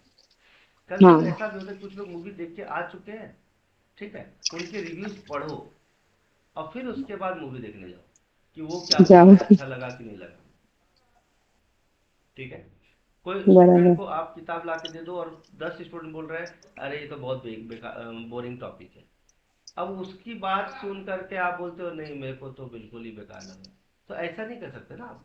First of all you have बराबर। To preview the upcoming topic कि उसके अंदर है क्या, नहीं तो बच्चा कुछ समझ ही नहीं पाएगा। अब इससे क्या फायदा होता है देखिए, इससे ये होता है determines prior mastery of students knowledge skills and understanding before the topic start. जब कोई टॉपिक पढ़ाने जाते हैं तो उससे पहले बच्चों के बीच में जो नॉलेज है, ज्ञान है, जो स्किल्स है ना, और जो उसकी समझ है वो डेवलप हो जाती है। ठीक है। जैसे आपने सुना होगा, जैसे अपन हिस्ट्री पढ़ते हैं तो हिस्ट्री से पढ़ने से पहले एक स्टोरी की तरह टीचर बता देते हैं कि भाई ऐसा हुआ था 1857 रिवॉल्ट में एक मंगल पांडे थे जिन्होंने एनफील्ड राइफल यूज करने के लिए मना कर दिया था, इसीलिए इसलिए उन्हें उनको शूट किया था। हाँ तो शूट कर दिया, फिर उसके बाद उसने भी हैंग कर दिया, फिर सब चीजें बता दिया। हम्म। तो हम्म। एक तरह से बच्चा समझ के अब बोला बेटा रीडिंग हिस्ट्री के किताब को रीडिंग लगाओ, अब समझ में आएगा ना उसको। हाँ हम्म। कि नहीं, ये है मामला। राइट। और नहीं तो क्या होगा, नहीं समझ पाएगा। ठीक है। Next, gauges appropriate content pacing of instruction for individual students। देखिए, अब जैसे जैसे बच्चा कॉन्सेप्ट सीख चुका है, प्रीव्यू कर चुका है, तब वो जैसे जैसे पढ़ना आगे बढ़ेगा ना, पढ़ते जाएगा पढ़ते जाएगा सर पढ़ते जाएगा। गेजेस का मीनिंग क्या है? गेजेस मतलब इवेलुएट्स, ओके। इवेलुएट्स, चेक्स, ठीक है, अंडरस्टैंड्स, ठीक है। अप्रोप्रिएट कंटेंट, जैसे कि अगर आप उसको पहले नहीं सिखाओगे ना तो खाली रीडिंग लगाएगा, लेकिन अब उसको पता चलेगा कि स्टोरी सुनने के बाद, जैसे मंगल पांडे का स्टोरी सुन लिया उसने, 1857 का रिवॉर्ड सुन लिया उसने, तब वो समझेगा कि ये जो कंटेंट है वो अप्रोप्रिएट है 1857 के लिए, नहीं तो इरिलेवेंट भी हो सकता है। कोई ऐसी चीज पढ़ रहा हो जिसका उससे कनेक्शन ज्यादा है ही नहीं। तो जैसे जैसे उसको नए नए इंस्ट्रक्शन दिए जाएंगे, इंस्ट्रक्शन मतलब जैसे जैसे वो आगे पढ़ता चला जाएगा, उसका क्या होगा, स्पीड बढ़ता जाएगा और अंडरस्टैंडिंग बढ़ती जाएगी, नॉलेज बढ़ता जाएगा, स्किल्स बढ़ता जाएगा। क्लियर है कि नहीं? ठीक है। Yes. Next, next helps the teacher make instructional decisions about students strength and needs, which includes recognizing students preference for learning and identifying students interest curiosities and passions। देखिए बहुत अच्छी बात है। सपोज टीचर पहले बोल देते कि चलो कल हम लोग ना मैथ्स का ट्रिग्नोमेट्री पढ़ेंगे, और थोड़ा ब्रीफ कर दिया कि ऐसा ऐसा होता है, तो स्टूडेंट ने क्या बोला, अरे इन सर शॉर्ट बहुत बता दें। हाँ, तो इस केस में क्या हुआ, टीचर ने थोड़ा सा इंटरेस्टिंग बात बता दिया कुछ, एक टीचर ने हिस्ट्री का थोड़ा इंटरेस्टिंग बना के छोड़ दिया, तो स्टूडेंट इंटरेस्ट लेगा, अरे यार क्या बात है, हिस्ट्री का टॉपिक है, आज हम महात्मा गांधी के बारे में पढ़ेंगे, कैसे वो साउथ अफ्रीका से आए थे, साउथ अफ्रीका से उनको धक्के मार के निकाल दिया था, है ना, मतलब फर्स्ट क्लास टिकट से, हम लोग ये पढ़ेंगे कल। तो बच्चों की जो क्यूरियोसिटी आ गई ना, देखिए लिखा है ना क्यूरियोसिटी, तब कल हम ये पढ़ने वाले हैं। तो कोई भी बच्चा छुट्टी नहीं मारेगा, एब्सेंट नहीं करेगा, किताब लेकर आएगा, नोट्स बनाएगा, इंटरेस्ट जगा दिया ना हमने। क्लियर है कि नहीं? क्लियर है। तो इसी तरह से थोड़ा पहले बता देना पड़ता है कि हम क्या डिसीजन लेने वाले हैं, ताकि बच्चों का स्ट्रेंथ और नीड का पता चले, और उनकी जो एबिलिटीज है वो भी पता चले, और स्टूडेंट का इंटरेस्ट बढ़े। प्रीफरेंस भी पता चले कि उसको किस चीज में इंटरेस्ट है। हम्म। कि हो सकता है एक स्टूडेंट है जिसको मैथ्स का, मैंने कुछ बात बोला कि कल ना हम लोग एलसीएम एचसीएफ पढ़ेंगे, इसके अंदर हम लोग ऐसा ऐसा करेंगे, है ना, ये हम लोग हम्म। स्क्वायर मेथड सीखेंगे, स्क्वायर, किसी का हाईएस्ट कॉमन फैक्टर सीखेंगे, है ना। तो किसी को मैथ्स में इंटरेस्ट है, कुछ स्टूडेंट हिस्ट्री में हम्म। इंटरेस्ट है, कुछ लोग ज्योग्राफी में इंटरेस्ट है कि प्लैनेट हमारा जो है अर्थ सन के अराउंड घूमता है, सन के ग्राउंड घूमता है, इसका स्पीड होता हम्म। है ना। और हम इसके बारे में पढ़ेंगे कि हमारा क्लाइमेट ऐसा, इतनी गर्मी जैसलमेर में क्यों पड़ती है, हम ये सीखेंगे हाँ। कि महाराष्ट्र में हमेशा इतनी ज़्यादा गर्मी क्यों नहीं होती है जबकि जैसलमेर में होती है हैं। और फिर से हम जम्मू कश्मीर में ठंड हमेशा क्यों पड़ती है, कल हम ये सीखेंगे। ठीक है बच्चों। तो कुछ बच्चों के बीच में ज्योग्राफी का क्यूरियोसिटी जाग सकता है, कुछ बच्चों का जैसे किसी ने बोला फिजिक्स के बारे में पढ़ेंगे कि फिजिक्स के बारे में हम पढ़ेंगे कि न्यूटन लॉ के बारे में पढ़ेंगे, एटॉमिक स्ट्रक्चर केमिस्ट्री के बारे में पढ़ेंगे कि हमारा जो अलग अलग क्या बोलते हैं मेडिसिन बनते हैं वो कैसे पढ़ेंगे। तो कुछ हाँ लोगों का हाँ अपने अपने क्यूरियोसिटी, ये अगर हम पहले बता देंगे ना बच्चों को, तो बच्चों का क्यूरियोसिटी पता चलेगा और लर्निंग एटीट्यूड पता चलेगा। क्लियर है। और जब बच्चे रीड कर रहे होंगे तो इंटरेस्ट अलग लेवल का होगा। ठीक है। क्लियर है। Yes sir. Next enhancing learning and critical thinking in the classroom. Learn enhancing learning का मतलब क्या होता है, जो सीखा है वो और इंक्रीज होना, और क्रिटिकल इंक्रीज थिंकिंग मतलब राइट। अपने खुद के थॉट डेवलप करना। अब देखिए समझिएगा, critical thinking is a skill that learners will need and use beyond their school years also। अब देखिए कुछ चीजें ऐसी होती है जो स्कूल में सिखाया जाता है ना, वो बचपन में सीखा, और जब वो जवान हो जाते हैं ना तब भी वो सिखाते हैं। बोलते हैं ना, मेरे एक स्कूल के टीचर कहा करते थे discipline is very important, punctuality is very, कुछ बोलते हैं ना कुछ स्टूडेंट कि मेरे लाइफ में वो टीचर का बहुत बड़ा इंपॉर्टेंस है, कि वो बताते थे कि ऑलवेज क्या बोलते हैं spend your money wisely, always have सब savings.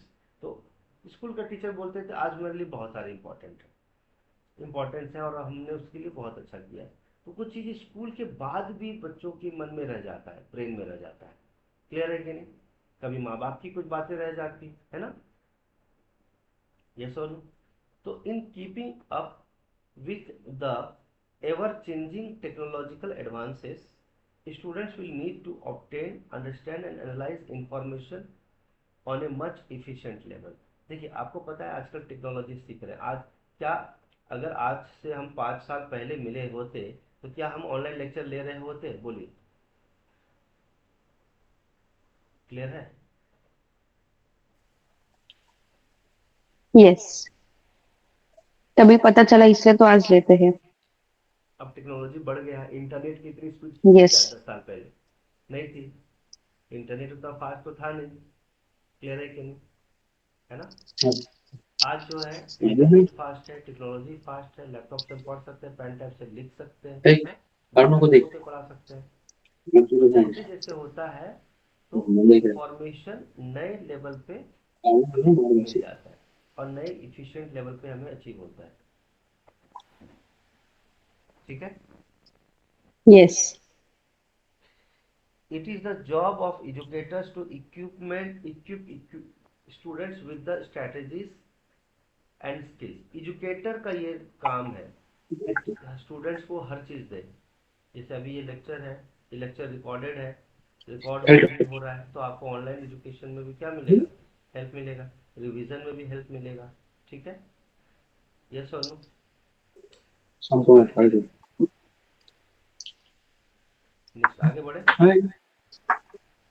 Yes. They need to think critically to cope with complex problems. जब कॉम्प्लेक्स प्रॉब्लम्स आते हैं ना, तो हमारे पास वो स्किल्स होने चाहिए कि हम उसको कैसे सॉल्व करके आगे बढ़े। ये क्रिटिकल थिंकिंग का पार्ट रहेगा हमारा। This can be accomplished by using teaching strategies to encourage creativity।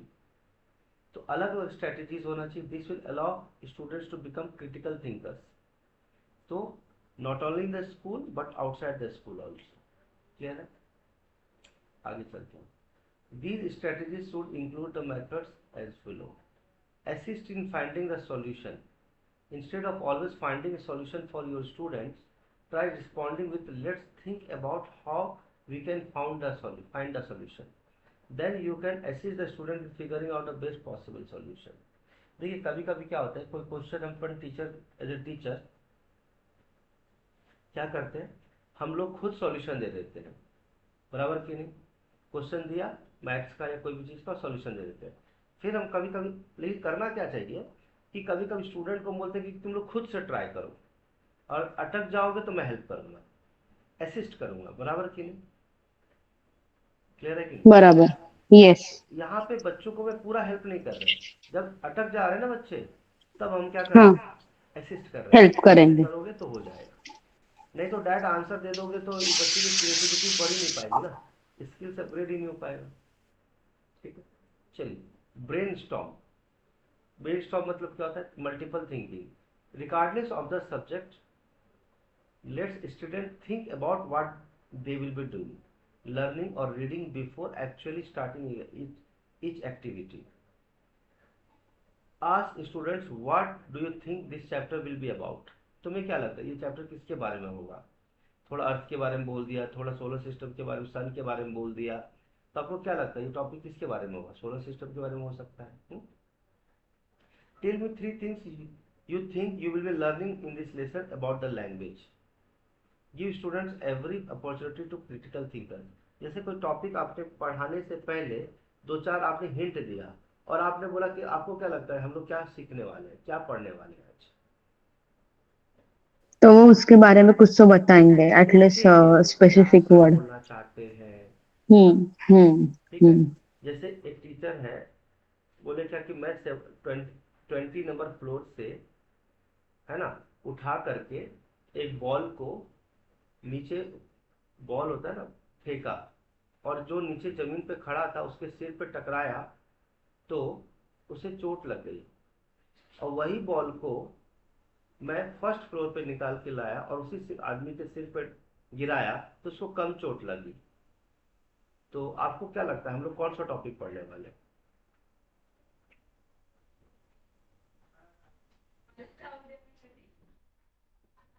हम पढ़ने वाले हैं ग्रेविटेशनल फोर्स। कौन सा टॉपिक पढ़ने वाले हैं? Gravitational force. Gravitational force. बराबर रखेंगे यस। ये वाली बात, कि वही बॉल को तो दूर से उसके अंदर, और उसके अंदर एक एनर्जी आ गया, कौन सा? Potential energy. कौन सा energy? Energy due to height, potential energy. तो हम कौन सा टॉपिक पढ़ने वाले? पोटेंशियल एनर्जी पढ़ने वाले। ठीक है, ये वाली बात। जैसे एक छोटा सा और बात होता है, जैसे मैंने एक बॉल को पुश किया और बॉल मूव कर रहा है खुद से ही, अब एनर्जी लगाना छोड़ दिया मैंने, तो किस बेसिस पे मूव करते ही जा रहा है, करते ही जा रहा है, करते ही जा रहा है। तो हम कौन सा टॉपिक पढ़ने वाले हैं? Kinetic energy. कौन सा एनर्जी? Kinetic energy. तो ये बच्चों को सोचने देना है कि हम कौन सा टॉपिक पढ़ने वाले हैं। क्लियर है?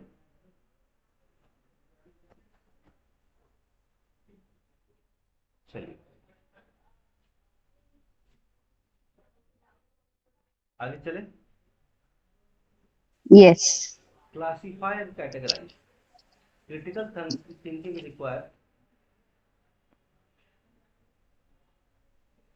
requires students to understand and apply a set of rules. कुछ रूल्स अप्लाई करने की बात है और समझने की बात। कैसे? Give students a variety of object and ask them to identify object and sort objects into categories.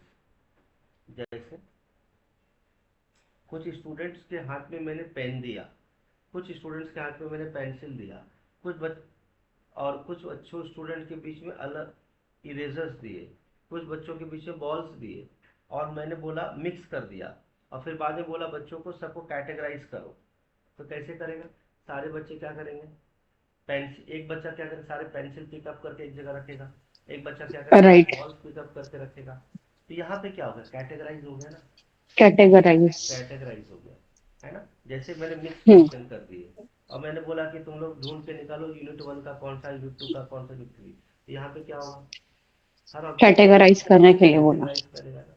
जैसे कि हम्म। आपको मैं पूरा प्रीवियस ईयर का पेपर, अभी मान लो 2024 का पेपर हुआ, अब मैं ला के दे दिया, चलो ये कल पेपर हुआ, तो मुझे बताओ कौन से यूनिट से कितने क्वेश्चन आए, कौन से चैप्टर से कितने क्वेश्चन आए। तो आप क्या करोगे?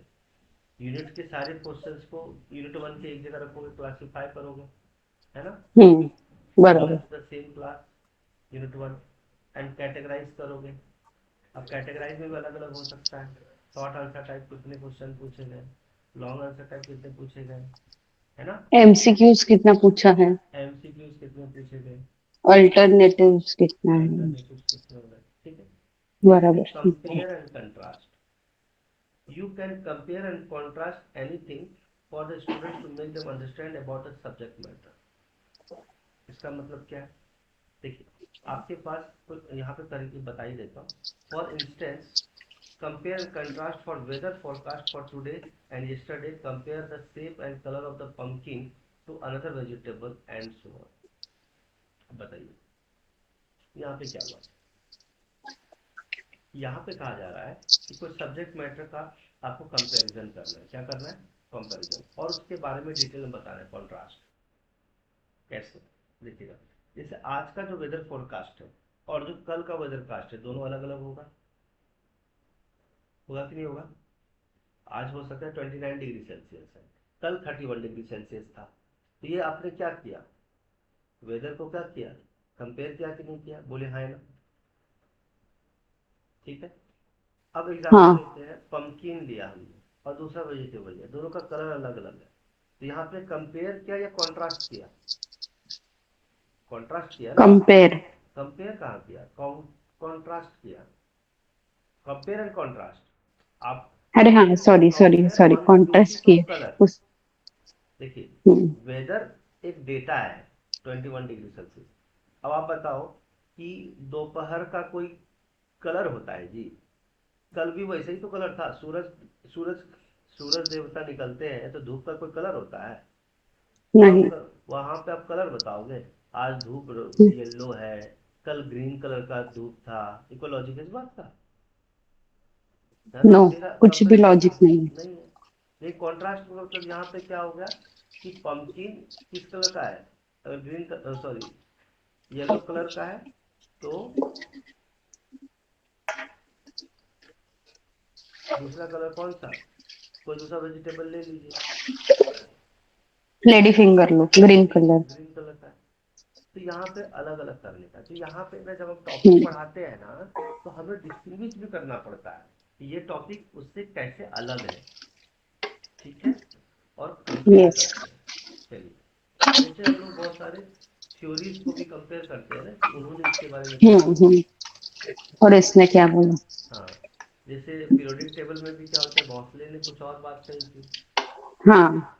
बराबर. अब मेंडेलीव ने कुछ और बात की थी. मोस्टली ने बोला elements will be classified on the basis of classified on the basis of their atomic atomic number. Number. और मेंडेलीव ने बोला on the basis of atomic weights, atomic mass. Units. तो राइट. दोनों में क्या हुआ? कंपेयर हुआ ना. ठीक है. हम्म. चलिए, make connections. encourage students to make connections to a real life situation and identify patterns. This will help to practice their critical thinking skills. Ask students to be on the look for these connections as all the time. देखिए क्या होता है कि real life situation, जैसे example लीजिए कि अगर कोई स्टूडेंट एक पैटर्न डिसाइड किया कि दिन में अगर हम पढ़ाई करते हैं और हम रात में पढ़ाई करते हैं, तो कुछ स्टूडेंट ने बोला कि जो रात में पढ़ने वाले स्टूडेंट ज़्यादा अच्छा परफॉर्म करते हैं आफ्टरनून के कंपैरिजन में, या अर्ली मॉर्निंग में जो पढ़ने वाले स्टूडेंट है वो ज़्यादा अच्छा परफॉर्म करते हैं आफ्टरनून के कंपैरिजन में. तो एक पैटर्न बन गया ना. बन गया कि नहीं पैटर्न? कि अर्ली मॉर्निंग में पढ़ने वाले सारे स्टूडेंट 10 में से 9 स्टूडेंट ने बेस्ट किया और एक स्टूडेंट ने आफ्टरनून बेस्ट करने वाले ने बेस्ट किया. तो पैटर्न क्या बना? एक कनेक्शन बन गया ना. तो अब लोगों को क्रिटिकल थिंकिंग या सोचने के लिए मजबूर कर देगा. बाकी बच्चों को एक कनेक्शन से बनाएंगे वो. ये हमेशा कि अर्ली मॉर्निंग में पढ़ने से क्या होता है? नॉलेज कंसंट्रेशन क्या होता है? हाई होता है. क्लियर है? बोले हाँ है ना. हाँ. वैसे ही होता है कि कुछ लोग बोलते हैं क्या कि लिख करके पढ़ने से ज़्यादा याद होता है. कुछ लोग बोलते हैं ग्रुप डिस्कशन राइट. करने से अच्छा मिलता है. तो ज्यादा बच्चे क्या अच्छा. कर रहे हैं? राइट. कनेक्शंस बना रहे हैं. ठीक है. ये प्रोवाइड ग्रुप अपॉर्चुनिटी. देखिए वही आ गया. Group settings are the best way for students to indulge in critical thinking. In such settings they get expose to the thought process to their peers. Group discussion में क्या होगा? अलग अलग points लोग सुनते हैं. हर बच्चे अलग अलग पॉइंट सुनेंगे तो नया नया चीज़ सीखने का मौका मिलेगा. They learn how to understand how other people think and that their own way is not the only route to explore.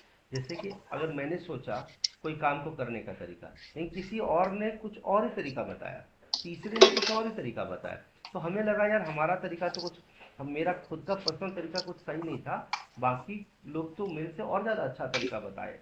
Yes और नो? तो यही कहा जा यस। रहा है कि हमारा खुद का तरीका, सिर्फ एक ही तरीका नहीं है सॉल्व करने का किसी प्रॉब्लम को, और मल्टीपल बहुत सारे तरीके बहुत होते सारे हैं। तरीके हो सकते हैं। ठीक है, ऐसा। चलिए, thus when this valuable skill is introduced to students early in the education process, students will capable of thinking complex thoughts and become better problem solvers when presented with difficult problems। देखिए, ये सब skills अगर बच्चों के विषय डाला जाए ना एजुकेशन प्रोसेस में, तो बच्चे बड़ी से बड़े टिपिकल कॉम्प्लेक्स प्रॉब्लम को भी इजीली क्या कर लेंगे, सॉल्व कर लेंगे, है ना। डिफिकल्ट, जैसे मैंने बोला ना, ग्रुप में पढ़ेंगे तो बड़े से बड़े प्रॉब्लम्स को मिलके सॉल्व कर सकते हैं इजीली, है ना। अब वही क्वेश्चन को अगर अकेले सॉल्व करते तो प्रॉब्लम हो सकती थी, है ना। चलिए, it is important to for students to possess a variety of skills, but it is just as important for them to understand the skills as well as how and when to use them।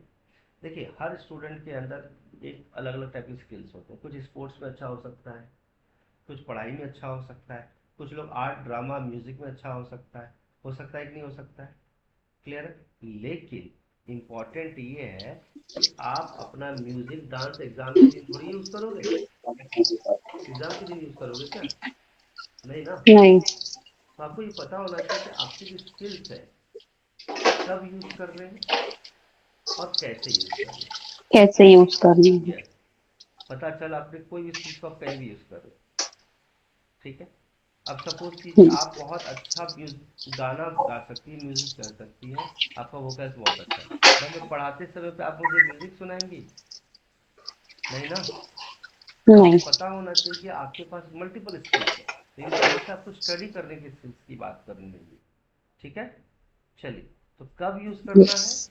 है और और कैसे use कैसे करना use करना है। है।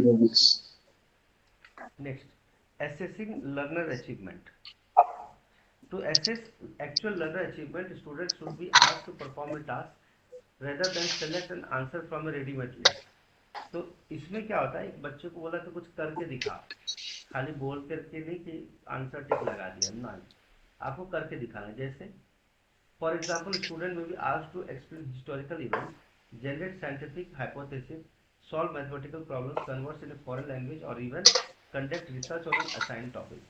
Experienced teachers or other experienced assessment then judge the quality of the students' work based on an agreed upon set of criteria। इसके अंदर क्या है, देखिए, यहाँ पे बच्चों को क्या करना, करके दिखाना है। दूसरा, जैसे पूछा जाएगा कि तुमको एक्सप्लेन करो कोई हिस्टोरिकल इवेंट 1857 का, एक्सप्लेन करो। जलियांवाला बाग को एक्सप्लेन करो। साइंटिफिक हाइपोथेसिस, न्यूटन लॉ कुछ करके दिखाओ, न्यूटन लॉ का कोई एक्सपेरिमेंट करके दिखाओ। या फिर काइनेटिक एनर्जी कुछ करके दिखाओ, इलेक्ट्रिसिटी का कुछ करके दिखाओ। ठीक है। कोई मैथमेटिक्स का प्रॉब्लम सॉल्व करके दिखाओ, फॉरेन लैंग्वेज का कन्वर्सेशन करके दिखाओ, लोग से बात करके दिखाओ, या कोई टॉपिक पे कोई रिसर्च पेपर लेके आओ। ठीक है। इससे क्या होगा कि जो एक्सपीरियंस एसेसर है वो क्वालिटी है ना स्टूडेंट का, उस पर वो काम कर पाएंगे। ठीक है। क्लियर है, क्लियर है। तो क्वालिटी यस। असेसमेंट हो जाता है।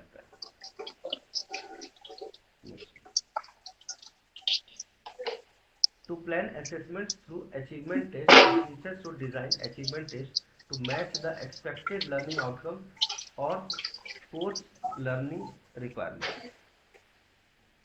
एक्सपेक्टेड लर्निंग आउटकम मतलब जो मैं सिखाना चाहता हूँ उसके लिए एक सिस्टम डिजाइन करेगा, टीचर एक डिजाइन करेगा कि जो लर्निंग है उसका प्रॉपर हो पा रहा है या नहीं हो रहा है, या कोर्स जो उसकी रिक्वायरमेंट है वो उसे मिल रहा है नहीं मिल रहा है।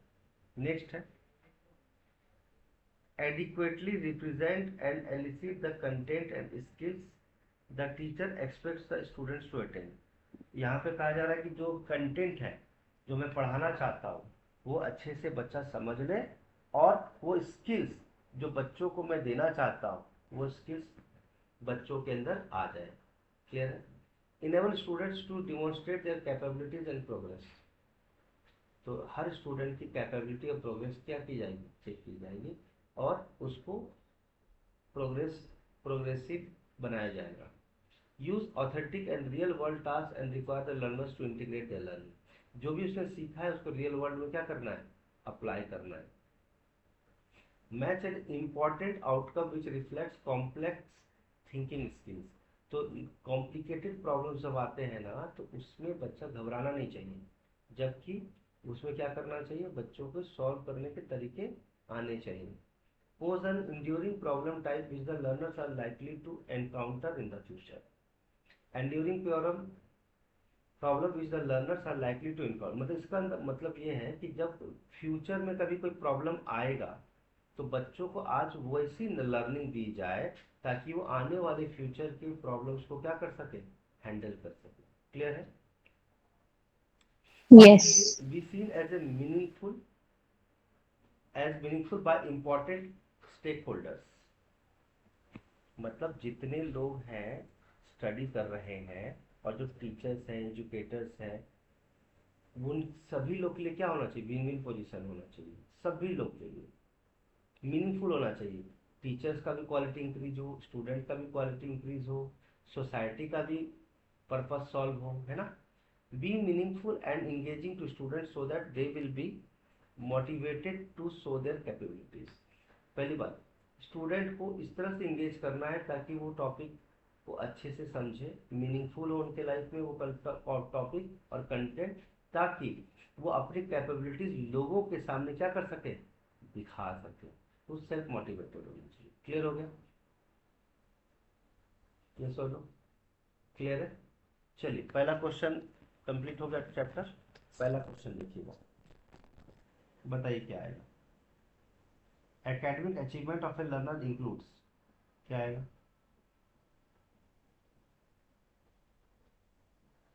बोलिए। Academic achievement of a learner includes, क्या आंसर आएगा? Of learner includes knowledge, understanding, skills, and learning attitudes.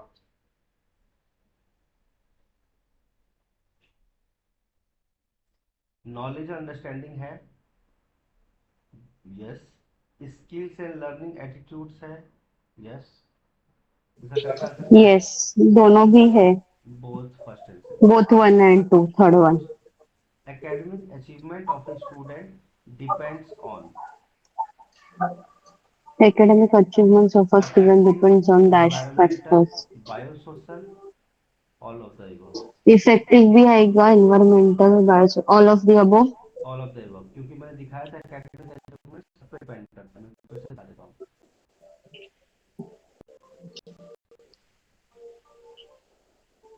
देखिए, Yes, बायोसोशल, आपने दिखाया था. अफेक्टिव, इन्वायरमेंटल, है ना। क्लियर है? Yes.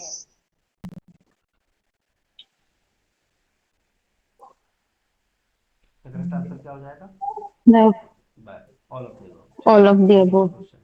The affective factor influencing achievement of a learner includes.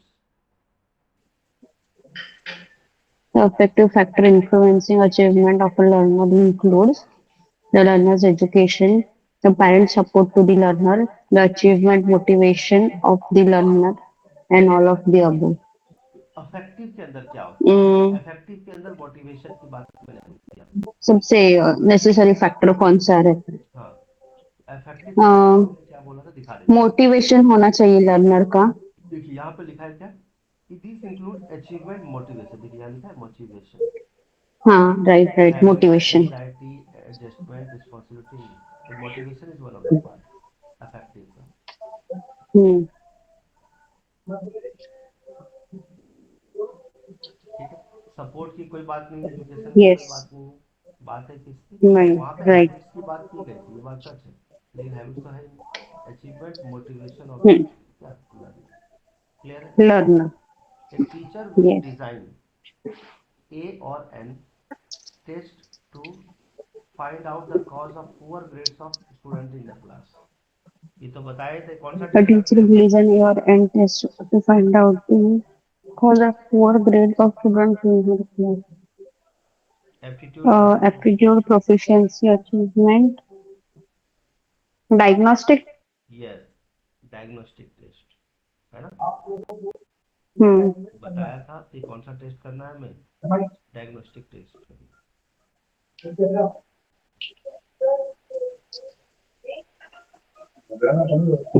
देखिए, डिजाइनिंग असेसमेंट है ना, डायग्नोस्टिक टेस्ट, ठीक है, जिसमें वैलिडिटी और रिलायबिलिटी दोनों की बात करते हैं।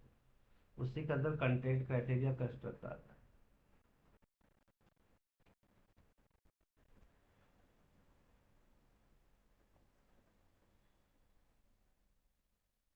Evidence of validity can be related Evidence of validity can be related to, to अभी दिखाया था वैलिडिटी के तीन तीन पॉइंट थे, कौन कौन से, देखिए, ये देखिए, कंटेंट है C C C triple C, content, criterion और कंस्ट्रक्ट, criterion and construct. ठीक है। कंटेंट में हमें कंटेंट का पता लगाना है, क्राइटेरिया में क्या क्या स्कोर ला रहे हैं बच्चे उसको प्रेडिक्ट करना है, और कंस्ट्रक्ट के अंदर कि अदर वेरिएबल्स यानी अलग अलग चीज पे उसमें क्या है, उसका इफेक्ट क्या पड़ेगा, और ओवरऑल ओवरऑल असेसमेंट किस तरह से हम कर पाएंगे। तो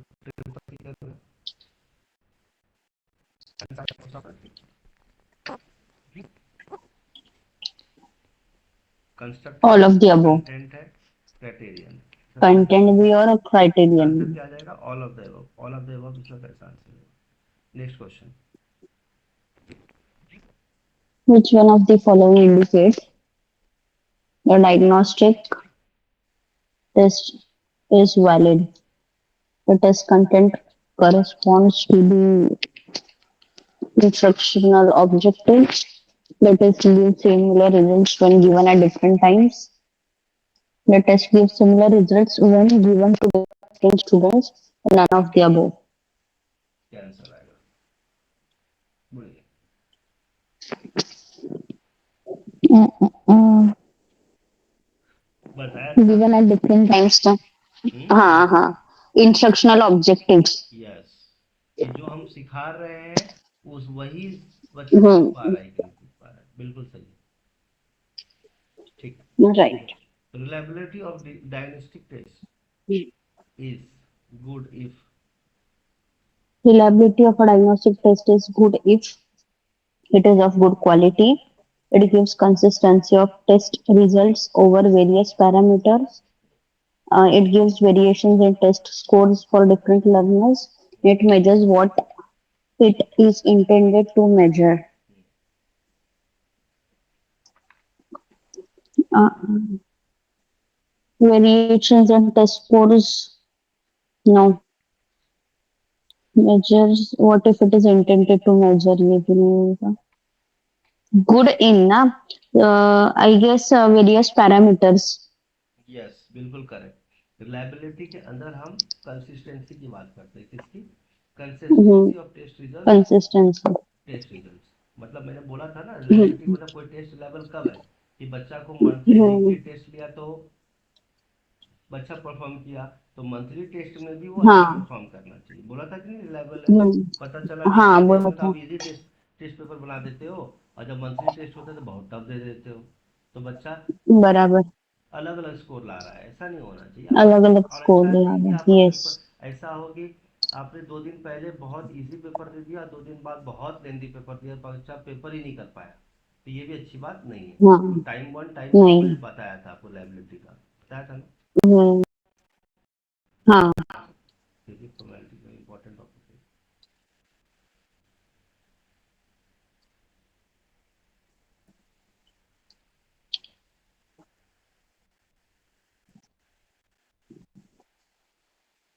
देखिए, ठीक है, इसमें क्या है, हाँ. ठीक है, ये कहा है कि if we obtain the same result, देखिए यहाँ पे देखिए, यहाँ लिखा है obtain the same result repeatedly, लिखा है सेम रिजल्ट क्या आना चाहिए, यस. रिपीटेडली आना चाहिए, मतलब एक बार रिपीटेडली. हमने टेस्ट लिया और फिर से चेक किया तो रिजल्ट सेम आना चाहिए, ऐसा नहीं कि बहुत ज़्यादा का डिफरेंस आ जाए, उसमें भी स्टेबिलिटी है, अल्टरनेट फॉर्म है, अलग होता है। Reliability of a diagnostic test is good if it gives various consistent, parameters. Which of the following is best choice for an essay type question? Essay type question के लिए write a short Which note of on the how. following is the best choice for an essay type question? Write a note on Newton's law of motion. What are Newton's laws of motion? Explain each of Newton's law of motion. Discuss Newton's law of motion. Okay, we need an essay type question. क्या आएगा? Essay type ना explain वाला बिल्कुल correct. Explain each type of because Newton's law of motion. बहुत बढ़िया. हाँ ठीक. हाँ तो थोड़ा डिटेल्स में लिखना इंट्रोडक्शन होगा. Description example. एक्सप्लेन डिस्कस का मतलब होगा कि वो पॉइंट बता दिया. एक्सप्लेन में कुछ एग्जाम्पल्स भी देने पड़ेंगे. राइट ठीक. और इसमें तो सिर्फ डेफिनेशन लिख के छोड़ देगा वो. और नोट्स का मतलब ये कि इंपॉर्टेंट पॉइंट्स होते हैं, तो इंपॉर्टेंट पॉइंट्स थोड़ी लिखने का नहीं. इसका करेक्ट आंसर क्या होगा? एक्सप्लेन. एक्सप्लेन क्या आएगा? इसका करेक्ट आंसर क्या आएगा? Explain explain each of Newton's law of motion. Newton's law of motion. One Yes. of the distinct features of Features of very very short. short answer type question is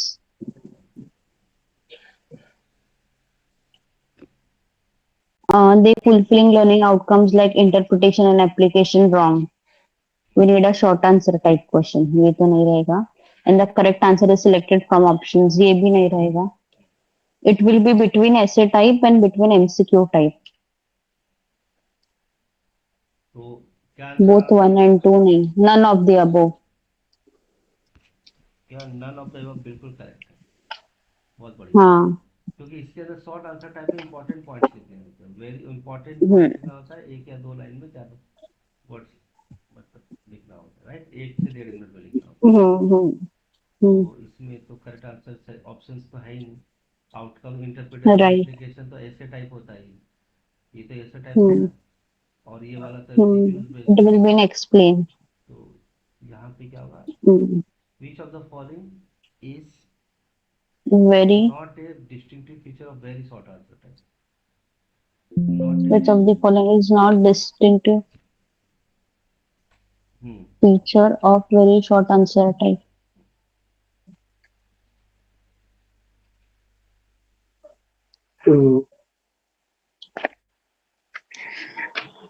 It should be able. It should be able to be answered very quickly. The learner should be guided on the extent of answer required. The answer must be given by the learner, not selected from alternatives, none of the above. Very short मतलब MCQ. क्या answer आएगा? It should be answered very quickly. नहीं. Very quickly तो होता है ना, वो MCQs होते हैं. फटाक से देखा आगे बढ़े. हम्म एमसीक्यूज से ज्यादा कोई क्विकली कर सकता है क्या कोई क्वेश्चन? नहीं कर सकता. Alternative.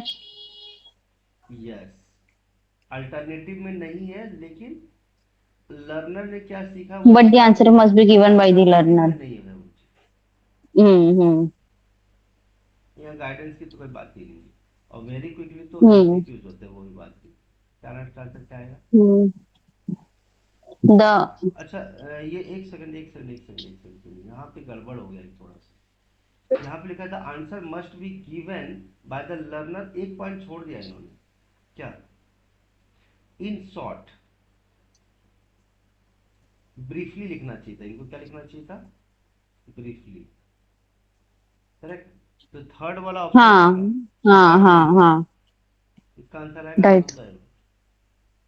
क्योंकि इसमें None of brief the answer above देना right. है, लेकिन ब्रीफली देना है. हम्म क्विकली नहीं देना है, ब्रीफली हाँ देना है. और ये तो गाइडेंस की बात ही नहीं. गाइडेड का मतलब ये तो क्लियर नहीं हुआ ना कि कितना लिखना है. गाइडेड है हम्म मतलब should be guided on the extent of answer required. तो गाइडेंस तो मिल गया, ठीक है, लेकिन कितना लिखना है क्लियर नहीं हुआ ना इससे. लेकिन बराबर. Next. Next. Distractors are used in type questions. Distractors कौन से टाइप क्वेश्चंस में यूज किया जाता है? बताया था. Distractors are used in dash type question. Hmm. Mm. Essay multi alternative multiple matching. बताइए।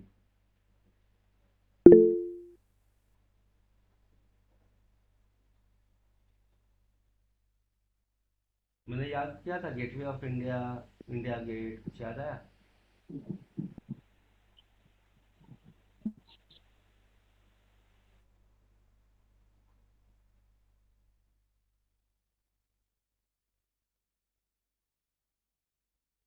क्लियर है, बोलिए।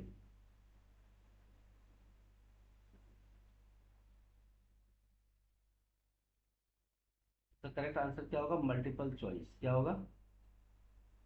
Multiple choice question.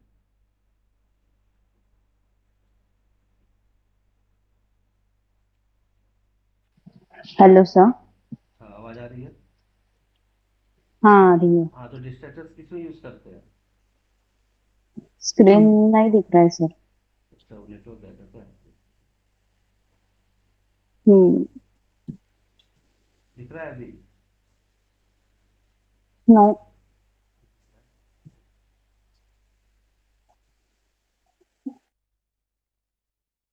अभी दिख रहा है? हाँ। ठीक है। डिस्ट्रैक्टर्स किस में यूज करते हैं हम लोग? Multiple choice question. ठीक है ना, तो मैं लगा दिया। Why should a teacher develop critical thinking skills in students? Teacher को Why critical. should a teacher develop critical thinking skills in students? To arm students with skills which will help them combat challenges later on in life, to enable the students to be more effective, to enable the students have better relations with their families, none of the above. Third is not applicable. Fourth is not applicable. To arm students with skills which will help them combat challenges later on in life. मैंने बताया ना First one. Critical thinking का मतलब क्या है। अगर वो Hmm. School छोड़ के Hmm. भी चले जाते हैं ना, मतलब पढ़ाई कंप्लीट होने के बावजूद भी कुछ बातें याद रह हाँ। जाती है। कि ऐसा प्रॉब्लम कभी लाइफ में आए बेटा, डिसिप्लिन होना चाहिए, पंक्चुअलिटी होनी चाहिए, है ना, सोच बड़ी होनी चाहिए। कुछ पॉइंट ऐसे होते हैं जिसमें बच्चे क्रिटिकल थिंकिंग करते हैं, मतलब आउटसाइड द स्कूल। बोला था कि नहीं बोला था, जो चैलेंजेस उसके लाइफ में आने वाली है ना? हाँ। इसका करेक्ट आंसर बोला था ना, आफ्टर द स्कूल। चलिए, what does critical thinking ability enable students to achieve? They become good scholars. They become better problem solvers.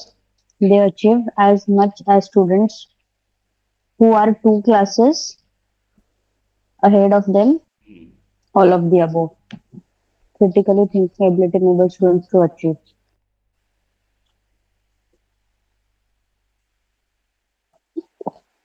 Details thinking का काम क्या है? Not good scholars. Good scholars नहीं आएगा. क्रिटिकल थिंकिंग यही तो अभी ऊपर दिखा. Problem solvers. They become better problem solvers. सही बात है। वो लाइफ में कितना अच्छा करेंगे अलग बात है ना? ऐसा नहीं कि मार्क्स बहुत अच्छे ला हम्म. देंगे तो काम हो जाएगा, नहीं। आप प्रॉब्लम हम्म. सॉल्वर्स होने चाहिए। मार्क्स थोड़े कम आए ज़्यादा आए, हम्म. दैट इज इरिस्पेक्टिव, लेकिन वो प्रॉब्लम सॉल्विंग जो है उनके अंदर होनी चाहिए। क्लियर है? चलिए नेक्स्ट क्वेश्चन करें, लास्ट क्वेश्चन है आज का। Hmm. Next, learner should not be encourage Learner should not be encouraged to actively interact with other learners in group, participate in as many courses. actively interact with other learners in पढ़िए। group work, participate in as many co-curricular activities as possible, memorize all the answers to questions which the teacher may ask, ask as many questions as possible both inside and outside the class. अच्छा, should not be encouraged, so negative.